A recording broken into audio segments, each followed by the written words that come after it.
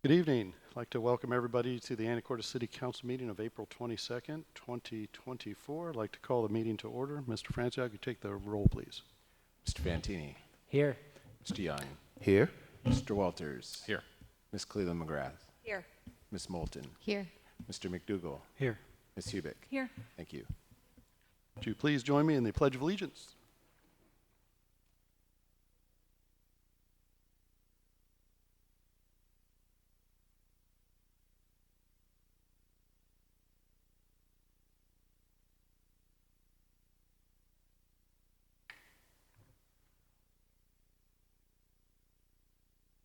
All right, first up is the council will go into executive session. So the city council will now meet in executive session to discuss potential litigation or litigation as allowed by RCW 4230-110-1I. So the council will be in executive session for approximately 30 minutes and will return at 6:01 p.m. unless they need to extend that time, or 6:31 p.m. So thank you.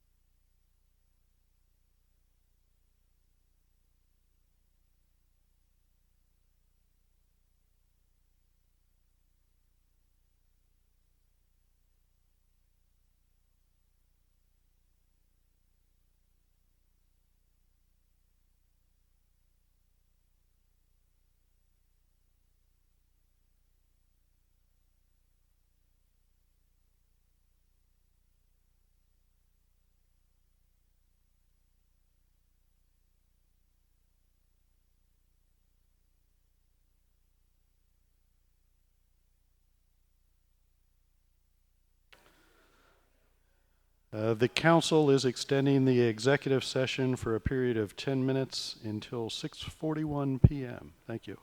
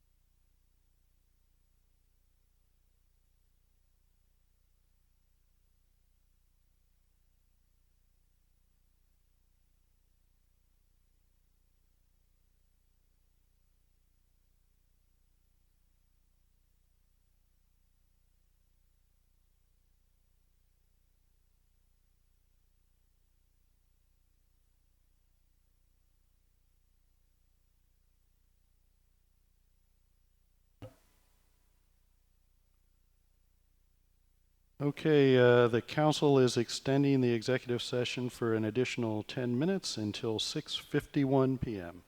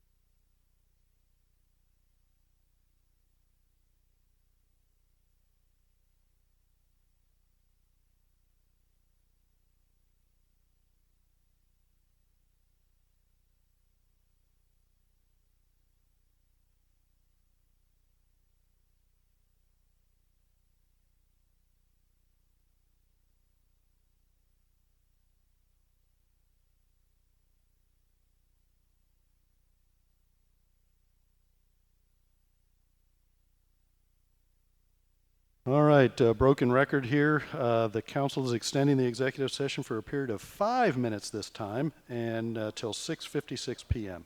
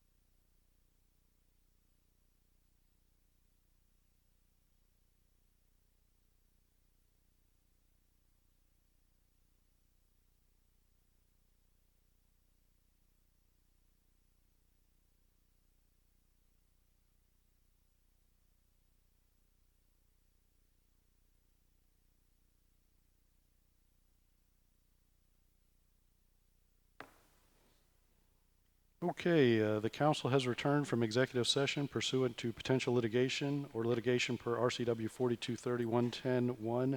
4230-110-1I, which lasted 55 minutes and no action was taken.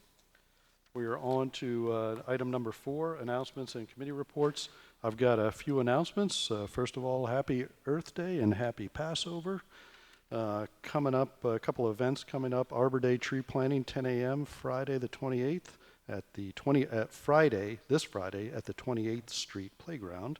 Washington Park new restroom. We'll have a ribbon cutting there at 2 p.m. and I'll have an Arbor Day proclamation in just a bit. Spring Cleanup Day and Earth Day celebrations. Thanks to all that helped out with the events on Saturday, particularly our operations and parks departments.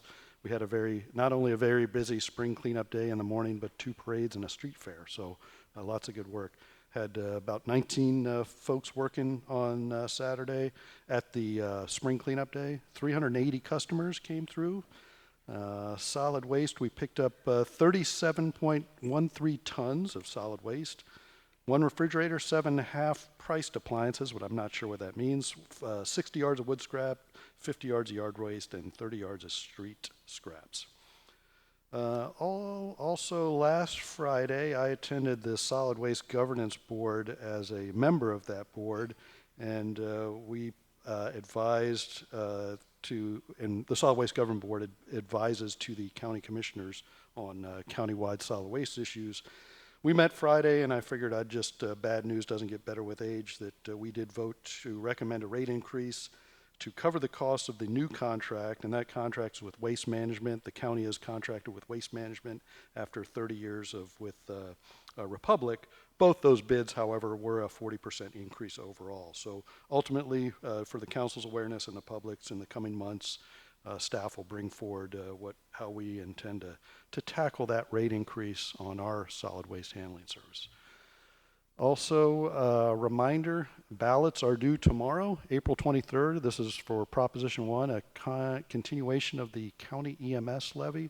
This proposition would authorize Skagit County to renew the additional regular property tax levy approved by voters in 2018 to fund the countywide provision of emergency medical services, including related costs, personnel costs, training, equipment, supplies, vehicle structures, to provide stable funding for EMS at the current level and sustain the system into the future. The renewed levy would be imposed at a rate of 47 cents or less per $1,000 of assessed valuation, which is 3-cent increase over the rate approved by voters in 2018. All taxable property within Skagit County and would continue for 6 consecutive years beginning in 2025. Ballot box drops are at the library and in Skyline here at Anacortes. Been getting questions about the Anacortes Arch. It's fine. It is coming back. We're hoping to reinstall it Wednesday, but certainly this week, and just be prepared for a brief road closure. But we're looking forward to getting a new and improved arch sign back up. Habitat. I know a few of you are here to talk to council about the habitat proposal for West Fifth. Again, we continue to hear from our constituents, particularly in Ward 3, and certainly want to ensure that all citizens have the most accurate and timely information. We sent out a press release this afternoon addressing many of the frequently asked questions and are building a web page for your information. Copies of that press release, I think many of you here picked those up, and they're in the back for your reference. So those are my announcements, except for the Arbor Day proclamation, which I'll read. City of Anacortes Proclamation, Arbor Day, April 26, 2024. Whereas Arbor Day means tree in Latin, Arbor Day is a special day that has been set aside for planting and caring for trees. And whereas a secular day of observance which individuals and groups are encouraged to plant trees, whereas all 50 states and countries throughout the world celebrate this holiday every spring to teach children the importance of forestry, and whereas Anacortes has been recognized by the National Arbor Day Foundation as a Tree City USA for the 22nd consecutive year, and whereas the tree planting this year will be held at the 28th Street Playground on Friday, April 26, 2024 at 10 a.m. to help improve our urban forest. Now therefore be it resolved, it is fitting and appropriate that I, Matt Miller, Mayor of the City of Anacortes, do hereby proclaim Friday, April 26, 2024, as our celebration of Arbor Day in Anacortes and encourage our citizens to plant trees, thus leaving a legacy for present and future generations. All right, I think that's all of my announcements, and we're on. I don't believe there was a Housing and Community Service Committee. Mayor Miller. Mr. Walters.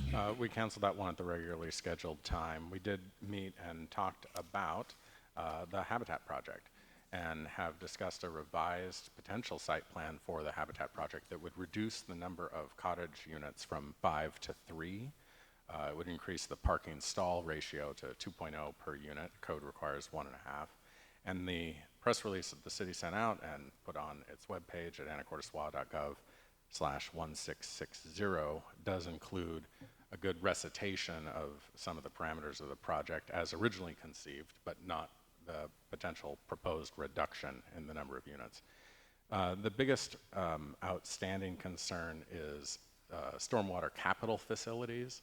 And as we know, the neighborhood has existing deficiencies in stormwater. We need to work through that and figure out with staff what is some of that existing deficiency, what would be an impact caused by the development, because we, I think, are very much aware on the HACS and Planning Committee, but also on the Public Works Committee, that this area of town has sort of long been ignored by the city and needs some additional work and infrastructure to support what's already there, plus any additional development.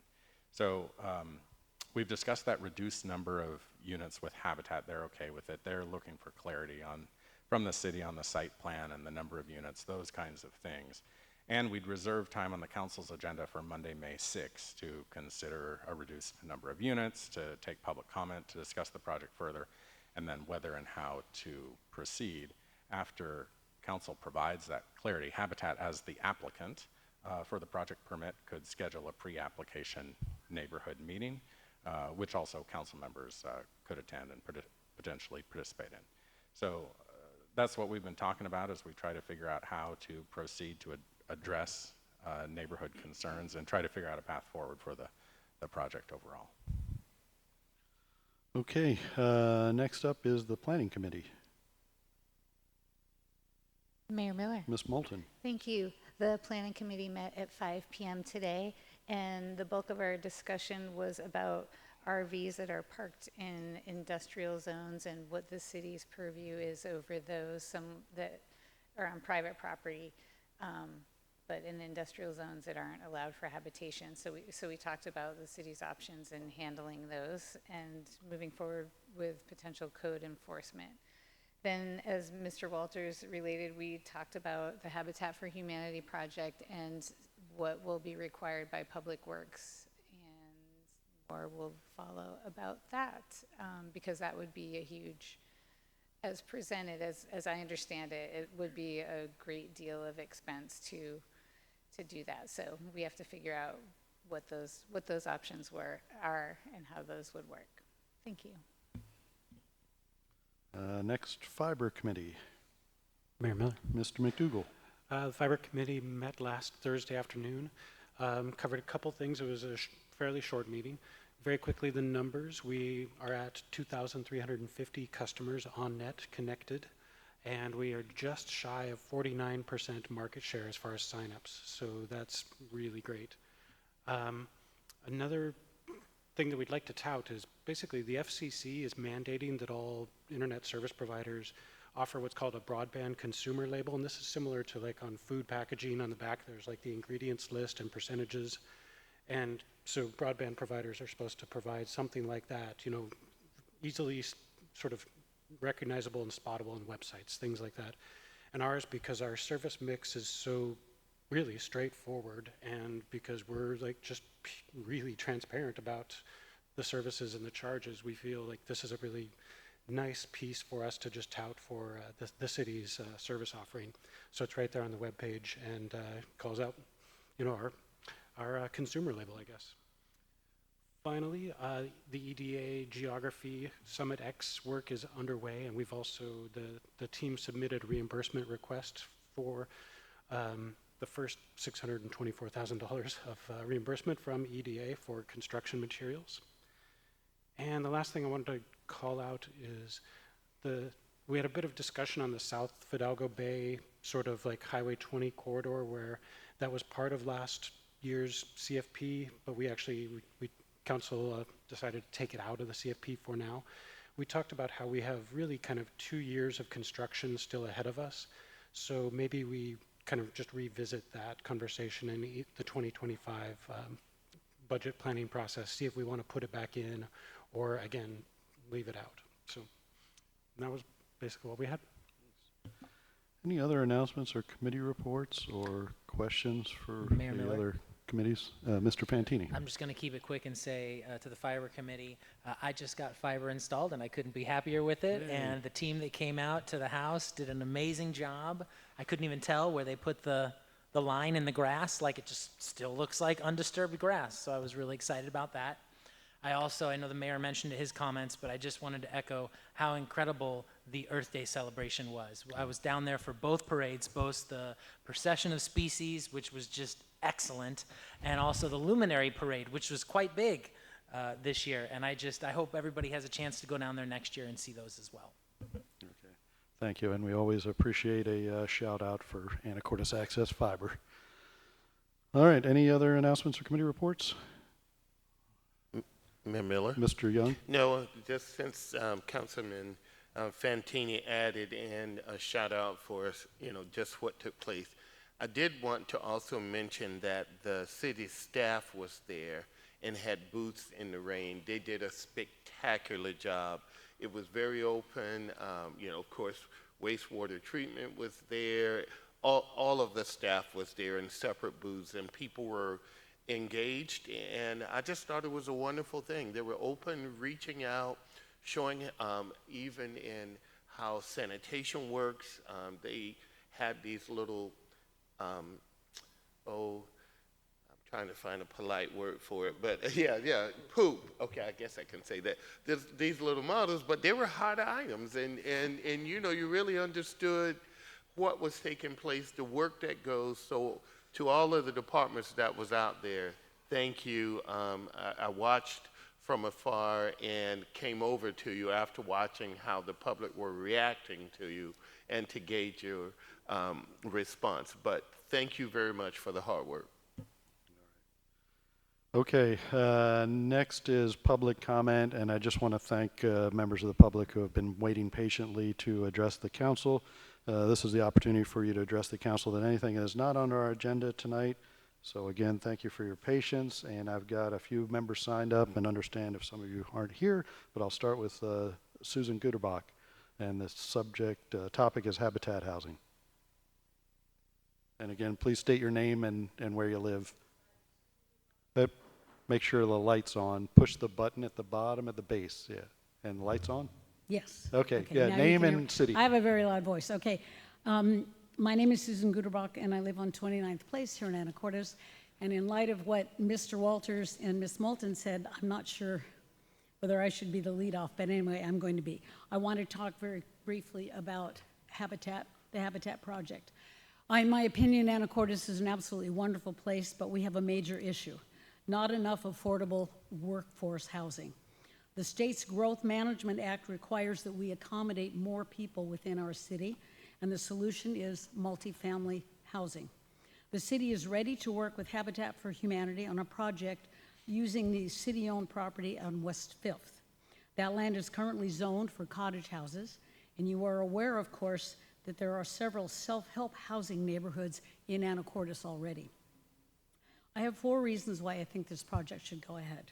First, multifamily housing is common in cities both large and small in the United States, in Europe, and in most of the rest of the world. Secondly, habitat families and self-help housing families are good neighbors. They help each other, they tend to stay together, and their children succeed in education because they have a home. Third, habitat families are fully screened before they are even accepted into the program. They must qualify based on income, they must attend classes on home ownership, and they are required to put in 500 actual physical hours in the building of that home.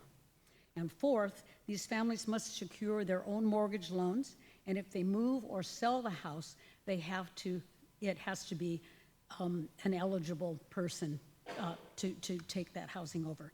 So Jack Kemp, who was George H.W. Bush's Secretary of Housing and Urban Development, or HUD, said, "I saw firsthand that home ownership makes our neighborhoods safer, encourages investment, and raises families' overall standard of living.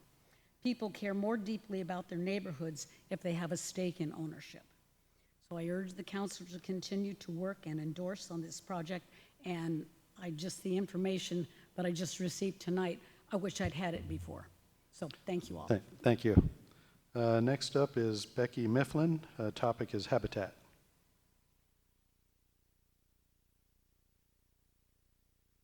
Hi, Becky Mifflin, City of Anacortes.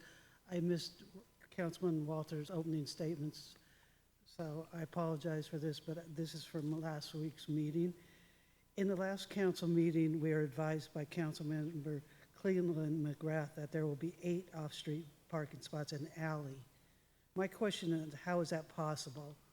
The diagram the city has provided shows 2 houses abutting the alley, 5 garbage cans, 5 recycling cans, and 6, not 8 parking spots. 2 of the spaces look like bicycle parking because they are not the normal size. So now, rather than 8 spaces, it looks more like 4. What are the dimensions of these spaces? Are they going to be for compact cars only?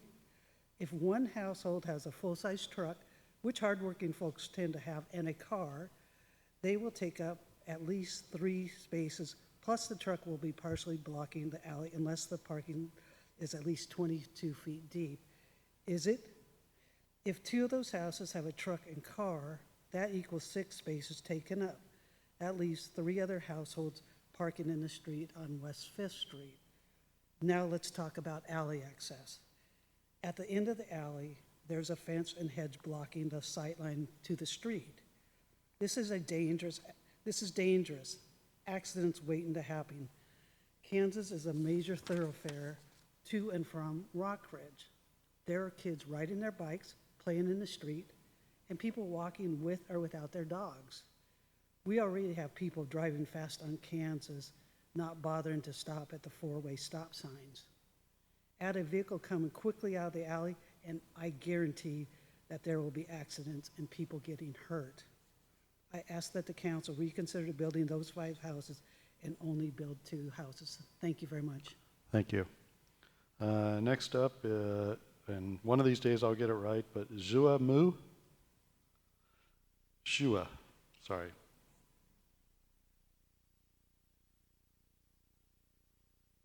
And the topic is affordable housing.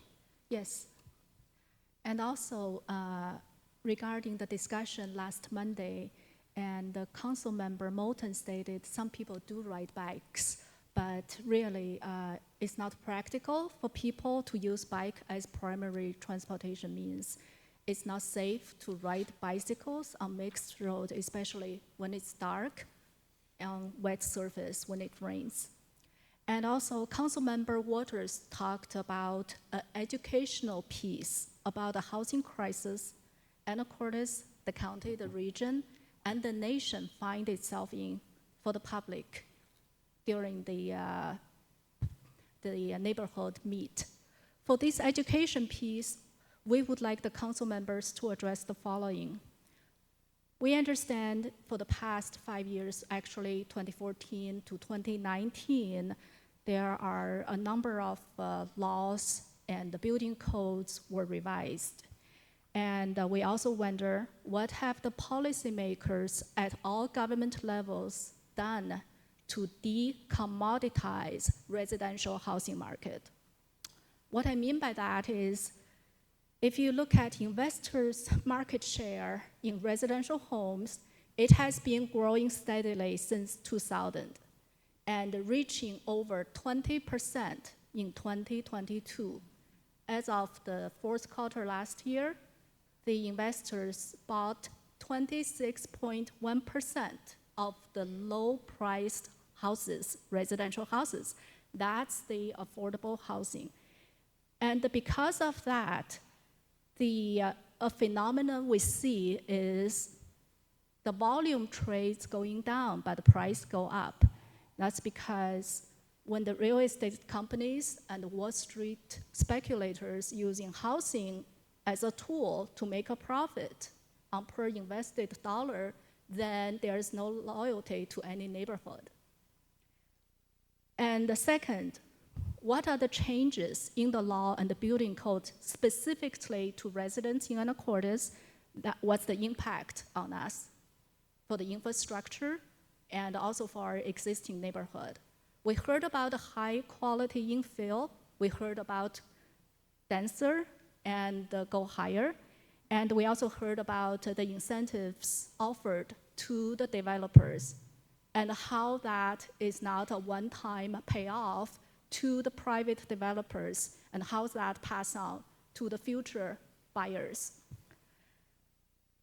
And also, what's the affordable housing definition for City of Anacortes? Last time I talked about, in my view, there are 3 distinctive market segments: homeless, Section 8, public housing, as well as this mortgage-burdened segment. And here we hear more about this particular segment. And also, last Monday, Council Member Cleland McGrath stated, density is the direction we're going. We heard 2,000 to 3,000 affordable housing units. How does the infrastructure in Anacortes will support this additional 3,000 units, potentially 10,000 additional people? Thank you. Thank you. Next up is Linnea McCord, and topic is habitat/affordable housing.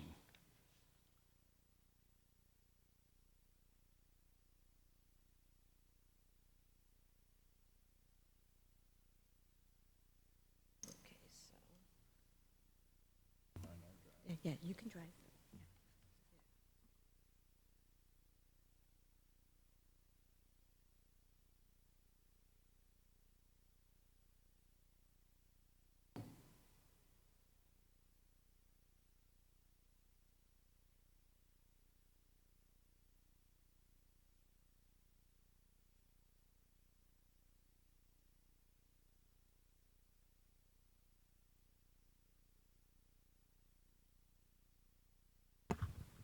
Linnea McCord, Anacortes.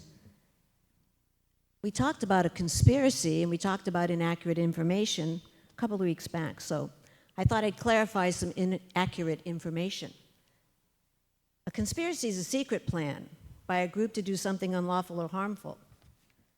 This is not secret. This is the World Economic Forum. It's for anybody that can read, that looks it up, they can find it. And they will find it on the World Economic Forum's page, and they will see that housing and climate change are geared together. And then you will see that the World Economic Forum is being run through the United Nations, the 2030 Agenda for Sustainable Development. That was done in 2015. And then you'll see that the ICLEI that I mentioned before is the group through the United Nations that promotes sustainable development, and they provide technical assistance.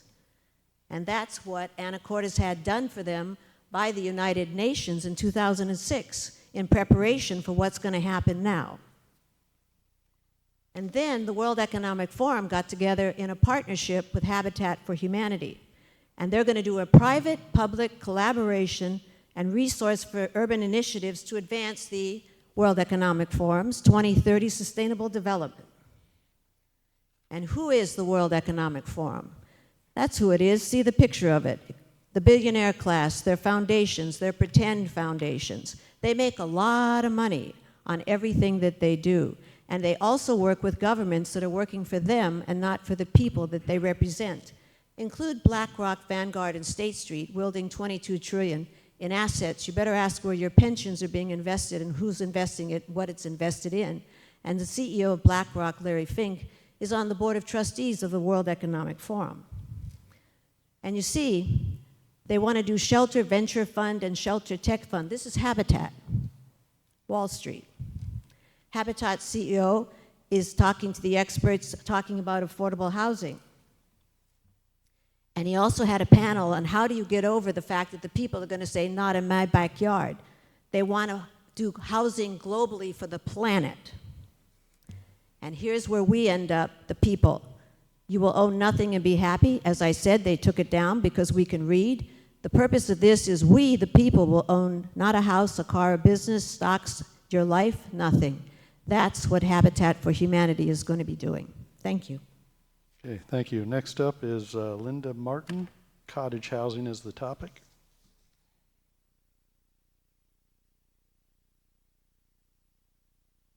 You want to leave this up? And I don't know how. Oh. There we go. Oh, you got it. Thank you. Okay, Linda Martin, Anacortes. Mr. Mayor, Council, audience, for several months I've listened with interest as the representative from Habitat for Humanity proposed a building project on West 5th, and the subsequent parade of neighbors who have come to these council meetings expressing their vehement opposition to the project.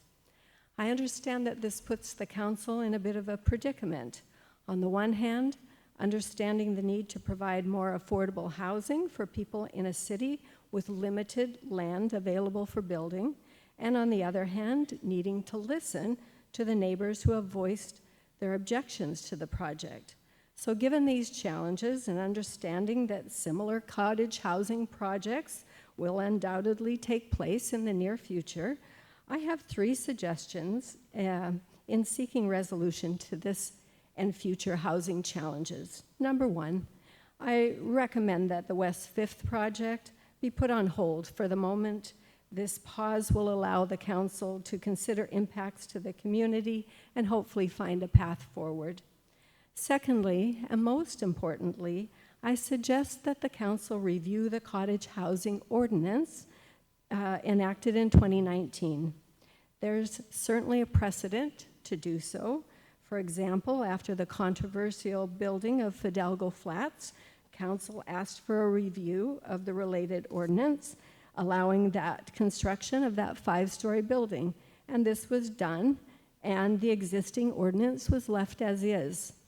More recently, when there was a question about making changes to the short-term rental ordinance in certain zones, the council requested a review and a recommendation. Perhaps in similar fashion, the council would be wise to seek a review of the current 5-year-old cottage housing ordinance to make sure that it is meeting the needs as intended. For example, many of the neighbors and even council members have called for a notification meeting regarding the West 5th development proposal, but the current ordinance does not require any such notice.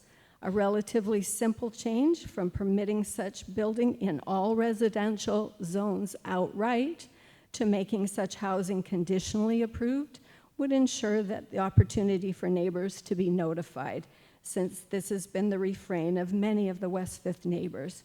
So I strongly recommend that the cottage housing ordinance be referred for review.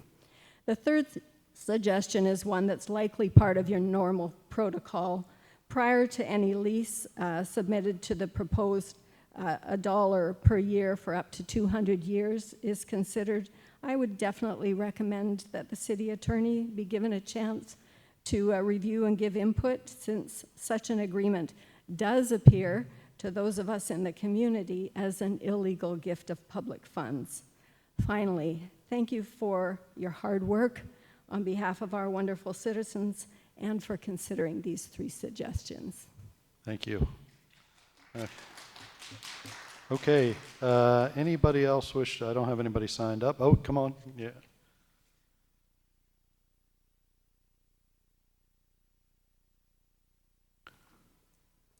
Good evening, Kelly List, Anacortes. Thank you for hearing our voices on the 5 houses. That really helps a lot. It's not perfect, and we have some work to do. So I really strongly support Linda Martin's suggestion of putting a pause on here until we can understand more about what this lease means. And also, because I'm really concerned about what happens on this property. Miss McClellan McGrath, I'm sorry, I get your name wrong every time, said something about CCNRs. We don't have a neighborhood HOA association. So all of these stipulations that go into this pretty crowded lot need to go into the lease agreement. We need to have rules. Also, I've not heard anyone speak against the folks that will live in these Habitat homes. As a matter of fact, we are speaking for our new neighbors and trying to get them into a functional home situation where they will not be forced to stand out like a neon sign saying, "Look at us, we're low-income housing. Sorry if we have to park in front of your houses, but there isn't enough parking. We would like to put the kids' toys and bikes away if we had a garage to do so. And I know we have a lot of cars, but our teenagers have to work, and they need transportation to keep their jobs. And my husband's work truck and trailer have to go somewhere." Okay? Council members, I appeal to you, don't make our new neighbors feel like pariahs in the neighborhood. Put garages and driveways into the plan and make it a part of the lease. I expressed concerns over 5 additional outbuildings and disparate fences. That's where this information is coming from. I really think we need to have CCNRs, and I don't know who does that, how it gets done, but it needs to be done. But then who enforces it? Because technically the city is now becoming landlords. You're going to have to enforce some rules here so that this doesn't disrupt the neighborhood. We talk about self-help. We had it all through our neighborhood. That's correct. And the only reason our neighborhood works is because they're spread out, because there's some really pretty bad-looking situations in our neighborhood if you actually observe it. But because they're so spread out, we can kind of slide by and it's not a big impact on any one particular person or everybody. 30 seconds. That we Oh, it didn't. says We, two- yeah, it we says didn't. 2:19. We didn't start the timer. Dang. You started at Oh, man. 7:28. Beep, beep. Okay. Anyway, I have a lot to say that I can't say because everything changed, because things changed the first part of this meeting. But bottom line is, trying to solve the national crisis with a poorly designed, overcrowded housing situation is going to work against the city's long-term plans, as future neighbors will point to this project as it currently exists as an affordable housing failure. That was based on last week's information, so hopefully it's better now. Thank you. So again, I would encourage everybody to take a look at the information that we have now provided, and would encourage you all to come to the May 6th City Council meeting, where this will be an agenda item. It will not, and again, we love having public comment, but it'll be an item for discussion for the council. Anybody else wish to address the council? Okay, come on up. I don't have you signed up, but just tell us who you are and what city you live in and what the topic is. Yeah, I unfortunately did miss the beginning too, so this is also based on what we heard last week. We were here, but then it was delayed, so we left. Came back. My name is Libby Lewis from Anacortes. I live at 3706 West 5th Street at the lot next to the lot that's in question. I have 3 main points that I'd like to make. First, you've heard a lot of opposition to this building project from those of us who live in this neighborhood. This is not to say that we do not support the building of low-income housing in Anacortes, or that we simply don't want it in our neighborhood. I believe that I speak for others when I say that we all understand the housing need in Anacortes and the nation, and want others to have affordable housing just as we do. My concern is that affordable housing is done right, that the focus is not on quality, that the focus is on quality over quantity, and on long-term solutions versus short-term solutions or statistics. Doing this right benefits not only our neighborhood, but the people, as Kelly just said, who will be living in these homes.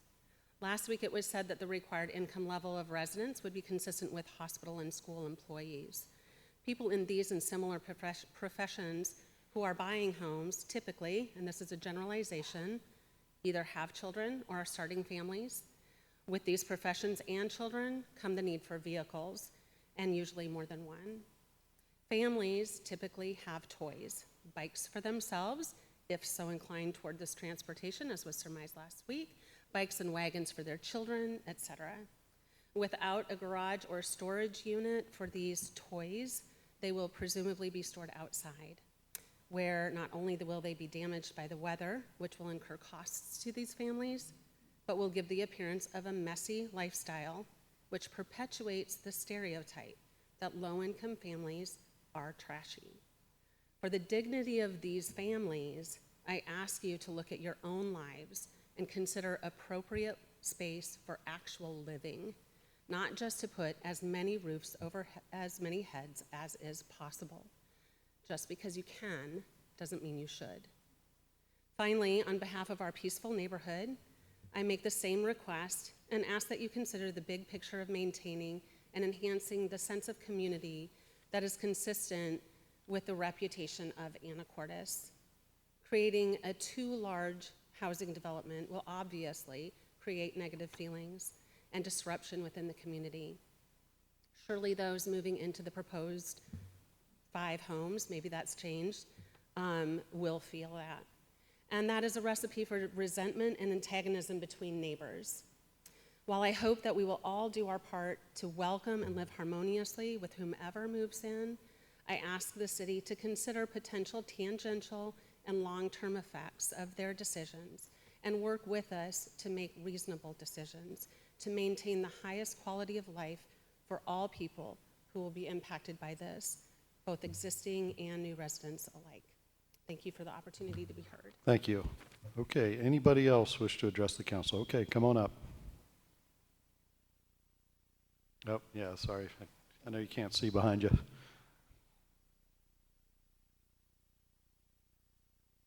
Good evening. John Lewis, also a resident of Anacortes, also coincidentally enough, a resident of 3706 West 5th. That's my wife. I know a lot of these points that I wanted to bring up have been obviated by the earlier discussions, but I have a couple of questions in general to pose to the group and to the council. I'm curious about the standard of practice for notification for neighborhoods and changes to zoning and zoning densities and pertaining to this particular property. Does it apply to that single property? Can you speak a little bit closer to the microphone so we can hear you? You Yeah, can move the microphone. Try not to spit and make the big barking sound. Sorry. What is the standard of practice for notification for changes to zoning for properties and neighborhoods? Does this apply to a single property, that single site where you're putting Habitat Humanity, or is that for every site in that neighborhood?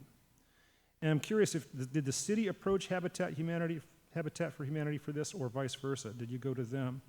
And was the proposal for 5 units, and I don't know if that's been obviated yet as of not, but did that come from, that proposal for that density of units come from the city or from Habitat? And if from the city, is that based on keeping the maximum number of lease payers on that property? In that case, you'd want to have as many as possible.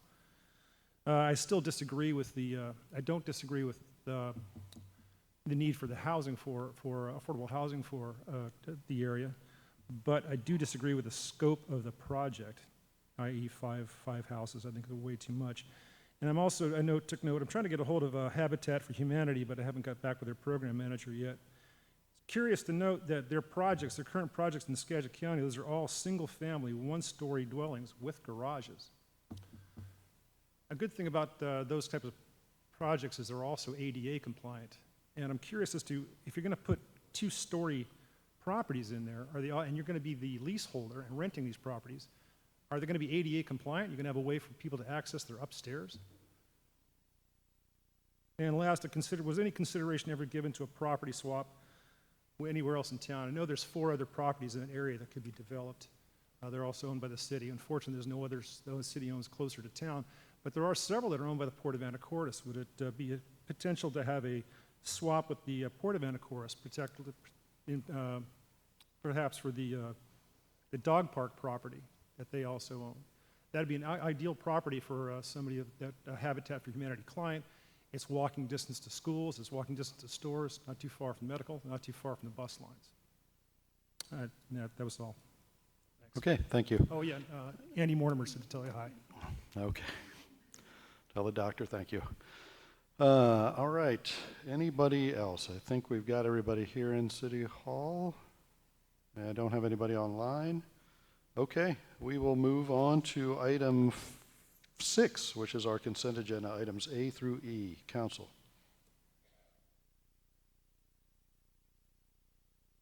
Mayor Miller, Ms. Hubick. I make a motion to approve consent agenda items A through E. Second. Motion by Ms. Hubick, a second by Mr. Young to approve consent agenda items A through E. All in favor signify by saying aye. Aye. Any opposed? Motion carries. On to 7A. This is other business. This is a request for easement relinquishment, and Ms. Swetnam will present this item, and I think we might have an applicant here as well.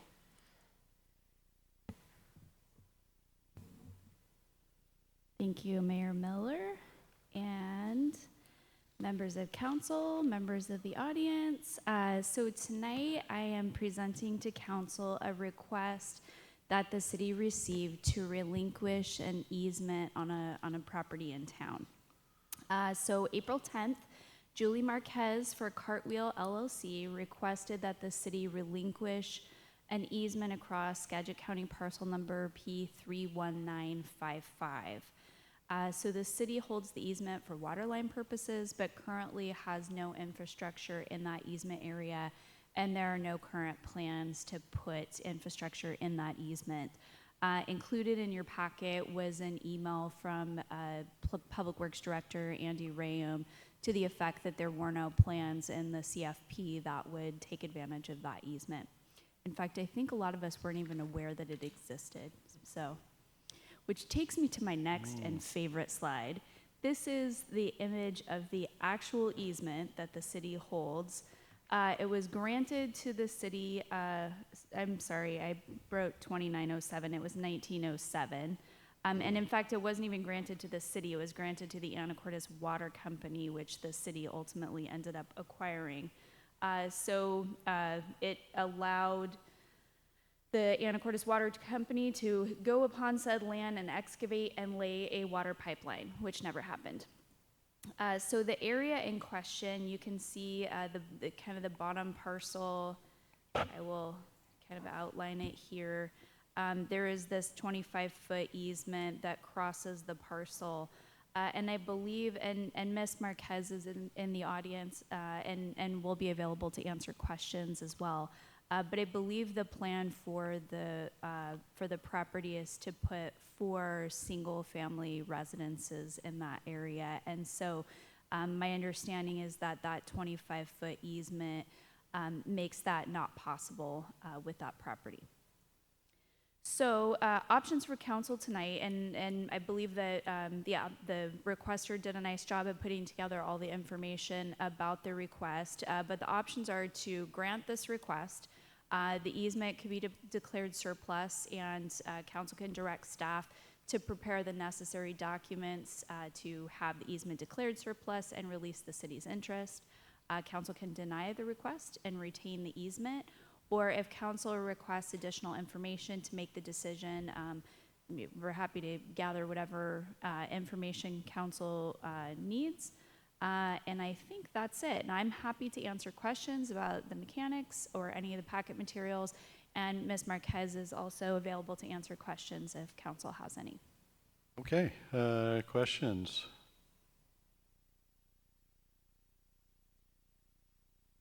Mayor Miller? Mr. Walters. This one seems pretty straightforward. Is there anything you think that we should be asking about? I don't. I mean, this is a request, and you know, a requester is not entitled to have an easement be relinquished. It is entirely within council's purview to grant or deny the request. It does seem like an easement that doesn't really seem like something that the city needs or has any plans for. So this may be a nice opportunity for somebody to be able to add some housing stock to the market in town. And so really staff don't have any, in my conversations, any reason not to support this request other than, you know, speculation about potential future uses of something that's, you know, not currently within any kind of long-term plan. So. Well, in future development, if it were to build roads or something, we would gain the road, and then we would have a place to put the water lines. Right, I suppose it could be useful if there were plans to expand water pipelines into that area, but I understand that's not on the horizon, so. Mr. Young? Thank you. First of all, I wanted to ask some additional questions. So, of course, I called the petitioner, and because I was just sort of trying to be clear if I was understanding it correctly. Yeah. And the thing that was important to me was that this is already on property that they own. Yes, we currently own Okay, the so property. so you own that. And then also, too, the fact that you would be bringing additional housing to the market, which is important, but it buttresses almost church property, doesn't it? Sort of behind it a little bit? Yes, that is church property. Right, right. So, I don't think that we'll be going across church property even if we wanted to, do we? That's sort of a little tongue-in-cheek. But, but, the thing that for me that made this, a reasonable request is that it's already on property that you own. We own it, yes. Yeah. And then there's no real foreseeable need for any piping that needs to go across for whatever reason that is. And so for me, this is, as Mr. Walters said, pretty clear that this is something that is allowable. My concerns would have been had it not been on the property, had those other things been in place. But it is property that you own across it right now, and we have no foreseeable need for it at all. And it's a great way to do some of the work that's going to take place. And quite honestly, it's not far from my house at all. So, so anyway, I like it, and I'm okay with it. Thank you. Any other questions? Mayor Okay, I got Mr. McDougall and then Mr. Walters and were you, and then Ms. Cleland McGrath. Okay, just very quickly, would all 4 houses go on parcel A there? Like nothing would happen on the parcel to the north? The parcel to the north is separate. That is, okay, that's not yours. So the proposed 4 would just be on parcel A. Oh, yeah, the proposed is like splitting that parcel A into 4 lots for 4 single-family houses. Okay. That's the proposed. Thank you. Mr. Walters. Just out of morbid curiosity, does the easement continue onto the next parcel over to the west? I don't know. I don't know. Obviously, On the church property, I don't. It doesn't really implicate your request, but do we know any more about that? I don't know the answer to that. I don't. I mean, I'm happy to look into that and get that information back to you. I have not been able to completely make my way through the handwritten legal description from 1907, but I'm happy to get that information and come back to council if that's useful. That's why we still teach cursive. That's right. Ms. Cleland McGrath. Yeah, my question was just, those are some large parcels that are within the city limits. Is there any concern about trying to, or would there be any impact to extending 30th Street east at some future date? Someone want to talk? Do we have an easement to extend 30th, or is that not? Do we not have any easements for that, and that would be some future developer? Andy Ream, excuse me, Andy Ream, Public Works Director. So no, there is not an easement for extending 30th. I asked the same question today, but there's, because it could, right? You could go west from there and connect, but we don't have the easements for that, and this is a water easement anyway. So I don't know if we could really translate that into a transportation easement. Okay, it was just, as we talk about infill, it's just kind of nice to have an idea of how we would access that property. Not that it's going anywhere, because it's a church and it's a great space, but we've had other areas where we haven't thought it totally through about what it looks like for roads and connections and safety, and so that's one question I just wanted to ask Public Works if we had any concerns there. So I have a lot of concerns about making sure we do know where our connections are. That's why we're doing the transportation master plan, as well as your water system plan. You're going to have, you have a current water system plan. We did check that, and this pipe segment to go through that easement doesn't exist. That's not to say that we wouldn't want something in the future to do some looping in this neighborhood, but the applicant told me as well as the rear or the southern portion of that property is the rear of the lot, and so that we will have a 10-foot on her side of the property line as well as 10 foot on the neighboring property line if we need to put a water line through here. The thing that's frustrating probably for the applicant as well as just kind of in general, that's a really bad spot for the easement.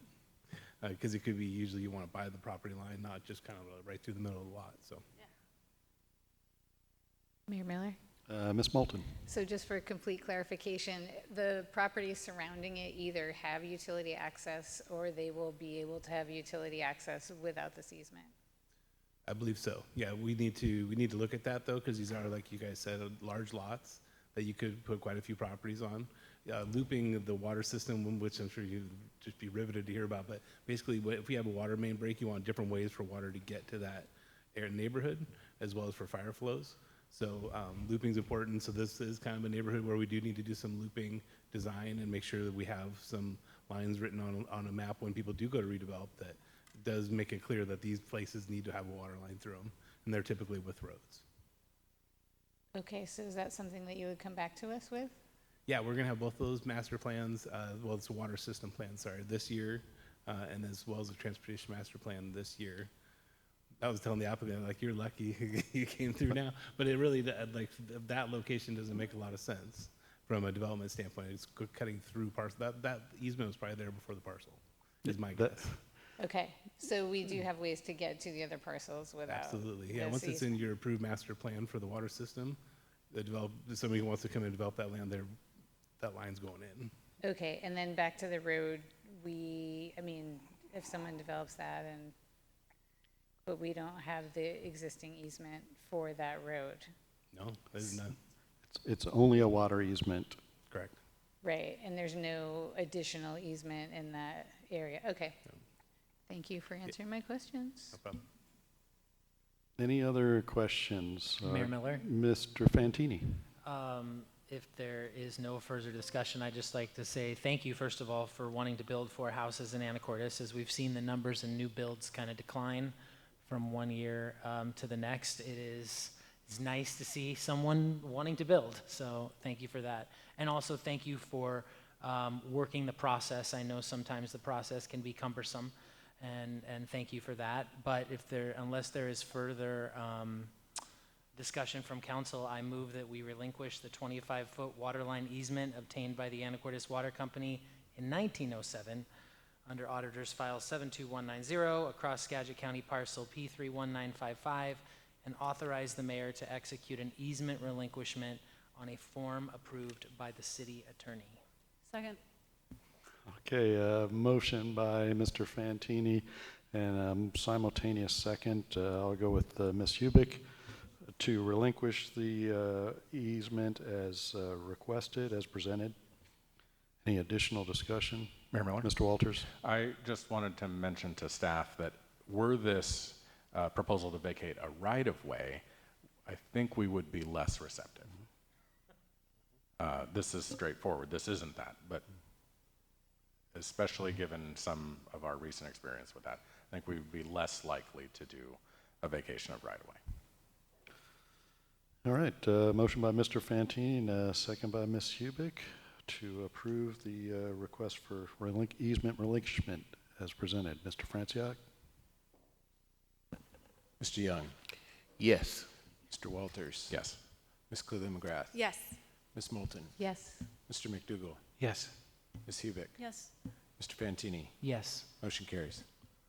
All right, next up, item 7B, a good segue from a 1907 easement to the Anacortes Museum update. Yes, thank you. Brett Lunsford, Anacortes Museum Director. And I was trying to read that cursive. It was beautiful hands. Some of them are less legible than others. I'm just going to give a brief update on what's going on at the museum.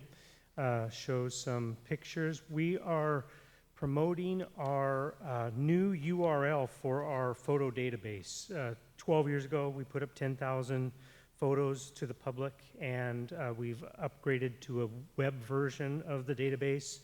And now that's available at catalog access, anacortes.catalogaccess.com. The old URL will be retired in a few weeks, so we wanted to get the word out to the public. We're going to be putting that news in the upcoming A-Town magazine and other social media, so that, and we have already, but that's, they'll still get to a site that leads to it, but that's the story there. What you get when you go to the museum's database is going to remain pretty much visually the same, a few design improvements, but a lot of speed improvements, and also we're excited about the possibility of access to remote volunteers and getting more feedback from people as they use it more.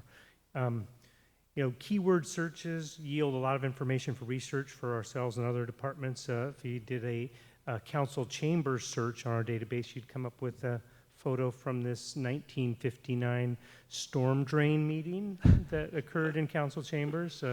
Slightly different council chambers in terms of location here. I haven't looked at the blueprints, but pretty full house for this storm drain meeting. And what you'll notice in the back is that earlier that year they had put up the first exhibit of the Anacortes Museum photos that were organized by Wally Funk and Glenn Davis, a photographer with a studio next to the Brown Lantern. We are promoting the Photographers of Anacortes and our online website at an ongoing exhibit at our Carnegie Gallery in the old Carnegie Library. Also distributing these trading cards of Anacortes photographers as a means of promoting the collections of those photographers' works. And so QR codes help us to integrate deeper information in all of those exhibits and promote the existence of those 86,000 plus images that are accessible to the public. Another thing we're promoting is our summer hours at the Maritime Heritage Center and at the W.T. Preston.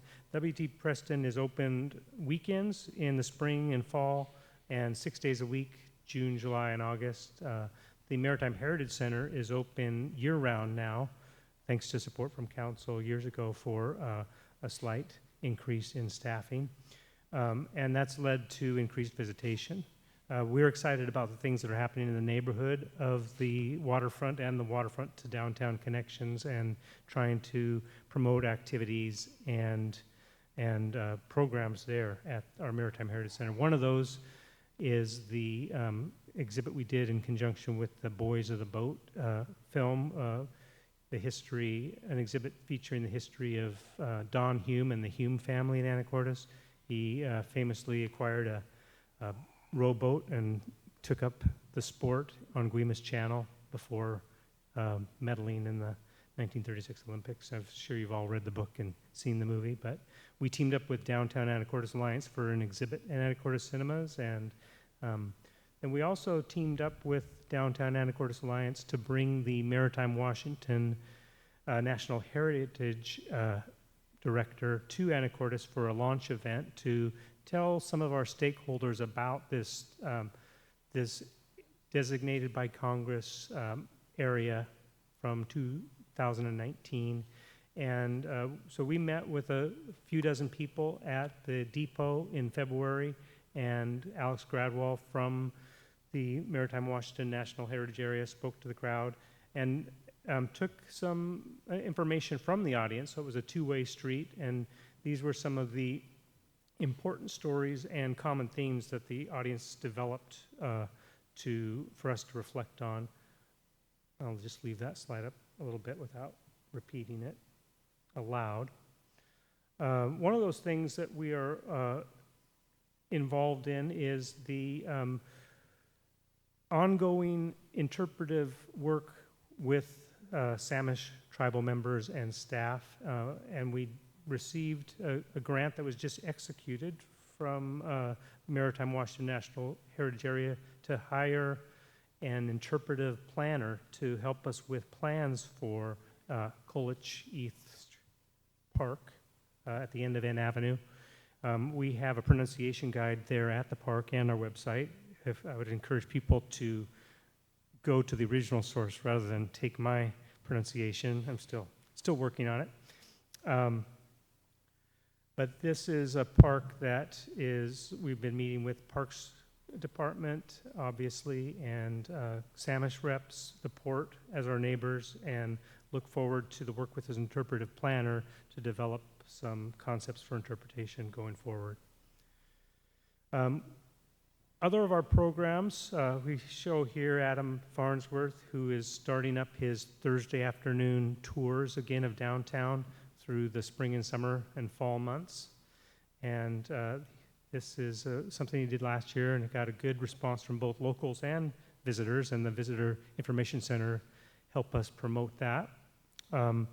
We are also going to be doing more of a storefront advertisements of both the self-guided tours, the many self-guided tours that we have on our website, and that can be accessed through QR codes in the area, but something that will be done on storefronts themselves with the participation of business owners to look at the corner, this old Lavera's Market photo, and be able to go to the database record for it, but also to go to more self-guided tours such as the Rotary tour of the Cap Santa Trail or the Bill Mitchell smartphone tour, many other things. And this is, I mentioned the Bill Mitchell murals. That's an ongoing project that staff is devoted to and the community is really engaged in. We're in the process of developing different interpretive signage, and staff are devoted to the interpretation work of not only the mural art, but Bill Mitchell's collection, which is extensive in terms of photography and his own documentation of Anacortes history. So with that, I'll just open it up to questions. I could talk about some of our achievements in 2023, some of our goals in 2024. This is the a photo of the aforementioned exhibit here at City Hall, the original museum exhibit. But we'll be developing for 2025 a Music of Fidalgo and Guimas Island exhibit. Again, we're trying to deal with some of the overview subjects. We did a newspaper exhibit so that we could work on our interpretation of the newspaper collection and how it affects the historical timeline as we were digitizing all of the newspapers. Similarly, we did our Photographers of Anacortes exhibit, and now we're moving on to the subject of music. I mentioned the park planning. We are working with the different city departments to help us understand the process for a capital project for our storage and workshop facility that we're planning next on the west side of the Carnegie Library lot. And we'll be continuing that process. We also do a lot of engagement via social media and history posts there, and I would just share this image. This came in recently to contemplate. It's approximately the location of the 12th and Commercial roundabout that was planned, now off the shelf. But looking north up Commercial at a time when the railing on the right was to protect people from falling into the swamp where the Safeway parking lot is, and so that concludes my presentation. But I'm happy to answer any questions you might have. Well, thank you for that. Any questions for Mr. Lunsford, Council? Mayor Miller? Mr. Walters? You did go really quickly by your 2023 slide. I did, yeah. And there's nothing to hide, though. You didn't want to talk any. You didn't want to talk any more about well, that? I realized that we've got a late start at the meeting. I can certainly forward stuff. It did look like it had a lot of bullets. Yeah. Okay. The expansion of the Carnegie building. Can you say any more about what you're planning there? Is it to be attached to No, the it will not be attached. Okay. It will be a standalone building with an alley orientation. The goal is to have it almost be invisible from the 8th Street side so that it doesn't distract from the historic structure that should dominate the way that people experience the place. And so it'll be we'll have dialogue with the neighbors. We'll try to have it follow kind of, I'm thinking kind of like it'll look like a Craftsman detached garage. And then we'll use it, 2 separate spaces within, one side for a workshop and a separate space for larger artifact storage. Okay. 1 story, maybe with some Yes, tall. with a little bit of loft little bit space, of height, perhaps, yeah. Okay, and only for workshop and storage, no exhibit space. No exhibit space in that, but by adding that, we will free up exhibit space that is currently being used for artifact storage within the Carnegie Gallery.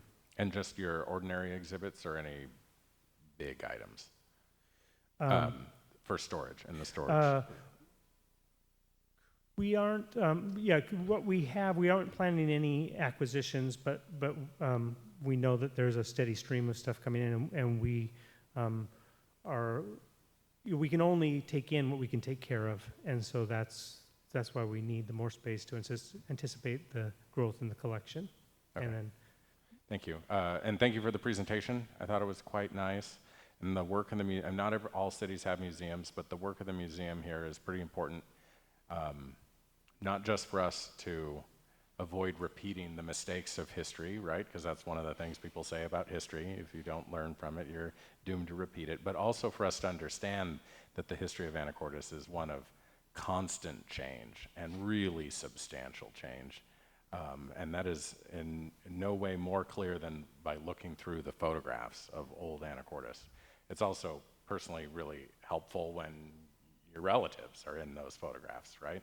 But being able to point, as you did, to the 12th and Commercial intersection and see that there wasn't a Safeway at all there, and there wasn't land there to put a Safeway on, setting aside the and potential environmental impacts of all the work that went on there. I mean, it was such a different landscape of Anacortes in its history. And there has been no point at which Anacortes has stopped changing, and there won't be. It is impressive when you look through the photographs and read some of the essays that you have available all on the website for anybody to graze through. It is a real resource, and we should all be very appreciative of it. Mayor Miller? Mr. Young? No, I just want to, again, echo the thanks for a great presentation. I was just wondering, Mr. Lunsford, if you, is there any reason you would not mind sharing it with council, your presentation? Because I would love to go back through it and just sort of drink it all in. I mean, when I first moved here, I wasn't sure what I was getting, but I knew it was a nice town, and that after I've been here for 14 years, you know, of course, I love it here, and it's my hometown. I'm not going anywhere. And I'm always drinking in history. You know, you've enlightened me on some parts of this history that I wasn't aware was here. And, you know, just, I really appreciate that. But it gives a window to looking at where we've come from, where we might be going, and also a reminder of what we might want to keep. So I didn't know if you would mind sharing it. If not, you and I can talk offline and, you know, to council, and and I'll go through it with you at some other point. But I just want to say thank you. I appreciate it. I'm learning a lot, and each time you come before us, you bring us something new and interesting. well, thank you. Yeah, it'll certainly be added to the packet material, so you'll be able to pull it there. Any other questions, comments? Mayor Miller? Ms. Moulton? Thank you. Thank you, Mr. Lunsford, for that great presentation. It was fun to see when you described that Safeway photo. I think we all kind of perked up, and how exciting history can be in that way of like, oh my gosh, look at that. We know it now. Look at it then. And it made me think of the work that you do with kids in schools. Can you just talk briefly about that? Well, we try to be responsive to when schools are interested in engaging with us, be it at the Maritime Heritage Center or the Carnegie Gallery, or to take a guided tour with us, that we jump at the chance to do that, because, you know, student time is valuable, and when they're looking to us, we want to be responsive, and you know, we give various kinds of I think the last time Adam did one, he had a, what do you, gosh, those hunts that you do, I'm trying to think, scavenger hunt, yeah, scavenger hunt for students, and, you know, he's like, finds these things in the exhibit, and the kids just love this idea of competitively finding what they were assigned and, you know, winning the game. And so, yeah, there's different ways to engage with different levels of students, and there's certainly more we can do, but it's a high priority for us. All right, anything else?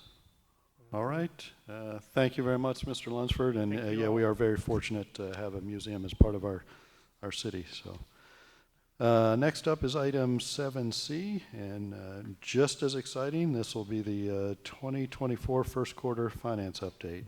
This is a discussion item, and Mr. Hoagland. Thank you, Mayor, members of the council, members of the audience.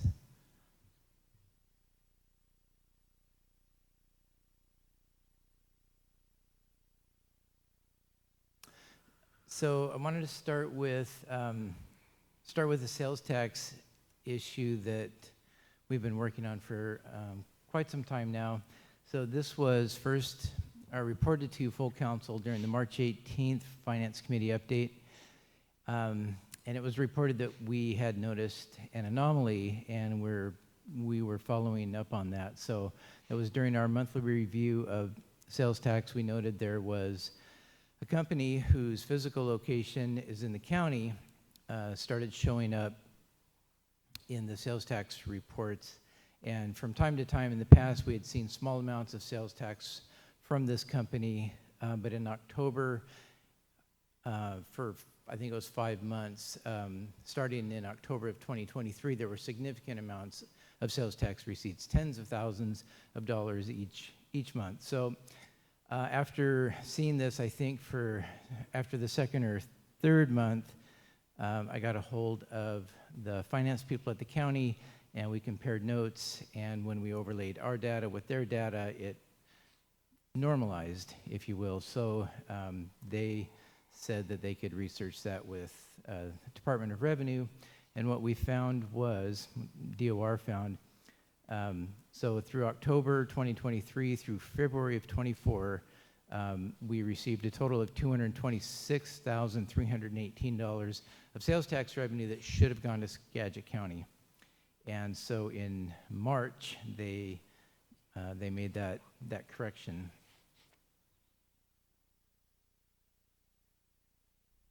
Mayor Miller? This is Mr. Walters. Was there a finder's fee? I asked him that very question, and he actually did not respond to me. So, I also asked some of our county commissioners about that as well. They owe us. So this is looking at the 2023 sales tax, and this is the uncorrected data. So this is how the sales tax came into us and how we charted it. And if you drop to the December column, we had budgeted $5.9 million in receipts and had received at that point $6,040,000. So we were about 2.2% over budget and about a 0.1% over what we had received in the prior year. So once we got that corrected data, we took out those extra receipts from those months, and this is what that looks like now. So the 5.9 in budget, and we received 5 million, or should have received 5,917,000, so a tenth over budget. And then at the bottom, the very bottom corner, 1.9% less than what we received in sales tax in the prior year compared to 2022. So this is looking at the month to month. The chart on the left is the uncorrected data. The chart on the right is the corrected data. And again, this is for 2023. So when you drop down to the bottom line, here's our 1/10 that we thought we were up compared to the prior year. And here it is, the negative 1.9% compared to the prior year. So instead of having total receipts of $6,040,000, we would have been at $5,917,000. So that's for 2023. 2024, this is the uncorrected data. So the first 2 months of the year, we were trending quite a bit over budget, 29% in January over, 14% in February over, and then with the reduction in our March receipts, that drops down to now, and this is looking at it total year to date, so through first quarter,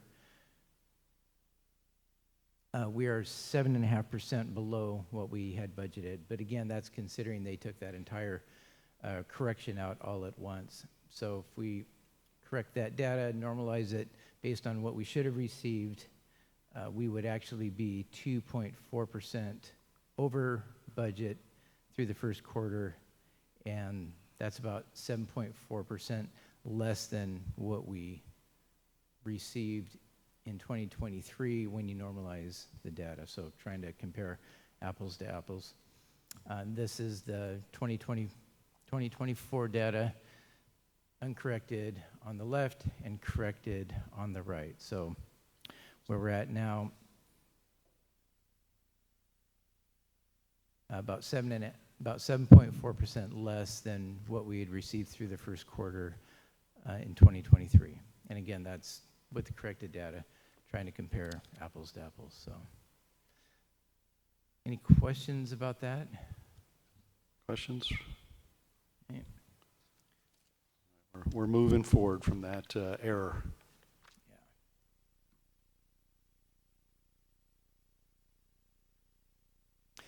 Okay, so this is the finance charts that that I go through. This, you know, should look familiar, and this is through first quarter of 2024. This is that kind of overarching chart where we track all of our different tax revenues. The property tax, again, we're at 2.8% because of that 2.8% of the property tax. We generally get like 2 large tranches of property tax revenues per year in May and November. So it's been trickling in a little bit, but the new budget of $8.3 million with the additional lid lift budget there. So, and we'll go into some of these revenue streams at a more detailed level, but total utility taxes, we're trending slightly over the 25% metric that we will kind of use for the first quarter. Sales tax at 21%. I will apologize here. In the agenda bill, I wrote that all revenue and expenditure streams were tracking to expectation. That's not exactly true. Real estate excise tax is one that I wanted to talk about. This is trending lower than what we have seen in the prior several years, but we'll talk more about that in detail. The rest of these revenue streams all looking pretty normal. Lodging tax at 14% of what 14% compared to 25% through the year, but the majority of our lodging tax revenues will come in later in the summer. Wanted to talk about the utility tax. So a reminder, we have utility tax on private revenues, which are cable TV, natural gas, electricity, and telephone service. And that revenue stream is performing relatively well compared to expectations. So we're about 3.9% over what we have budgeted through the first quarter. Looking at comparative data to 2023 first quarter, we're 0.6% less than what we had collected to this point last year. This chart is just looking at the monthly collections. The orange row down here is just summing up the first 3 months year to year, so you can compare the performance through that point each year. So down about 3% compared to first quarter last year. The public utility tax is the utility tax on the city's utilities. So about 3% over budget and about 6.5% compared to what we had collected last year. And again, that same review.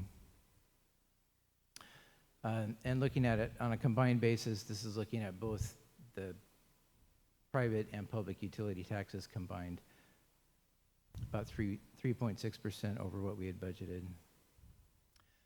So real estate excise tax, this is taxes that the city receives for sale of existing real estate. So when a home is initially built, it generates sales tax, and when it's sold after that, it generates real estate excise tax.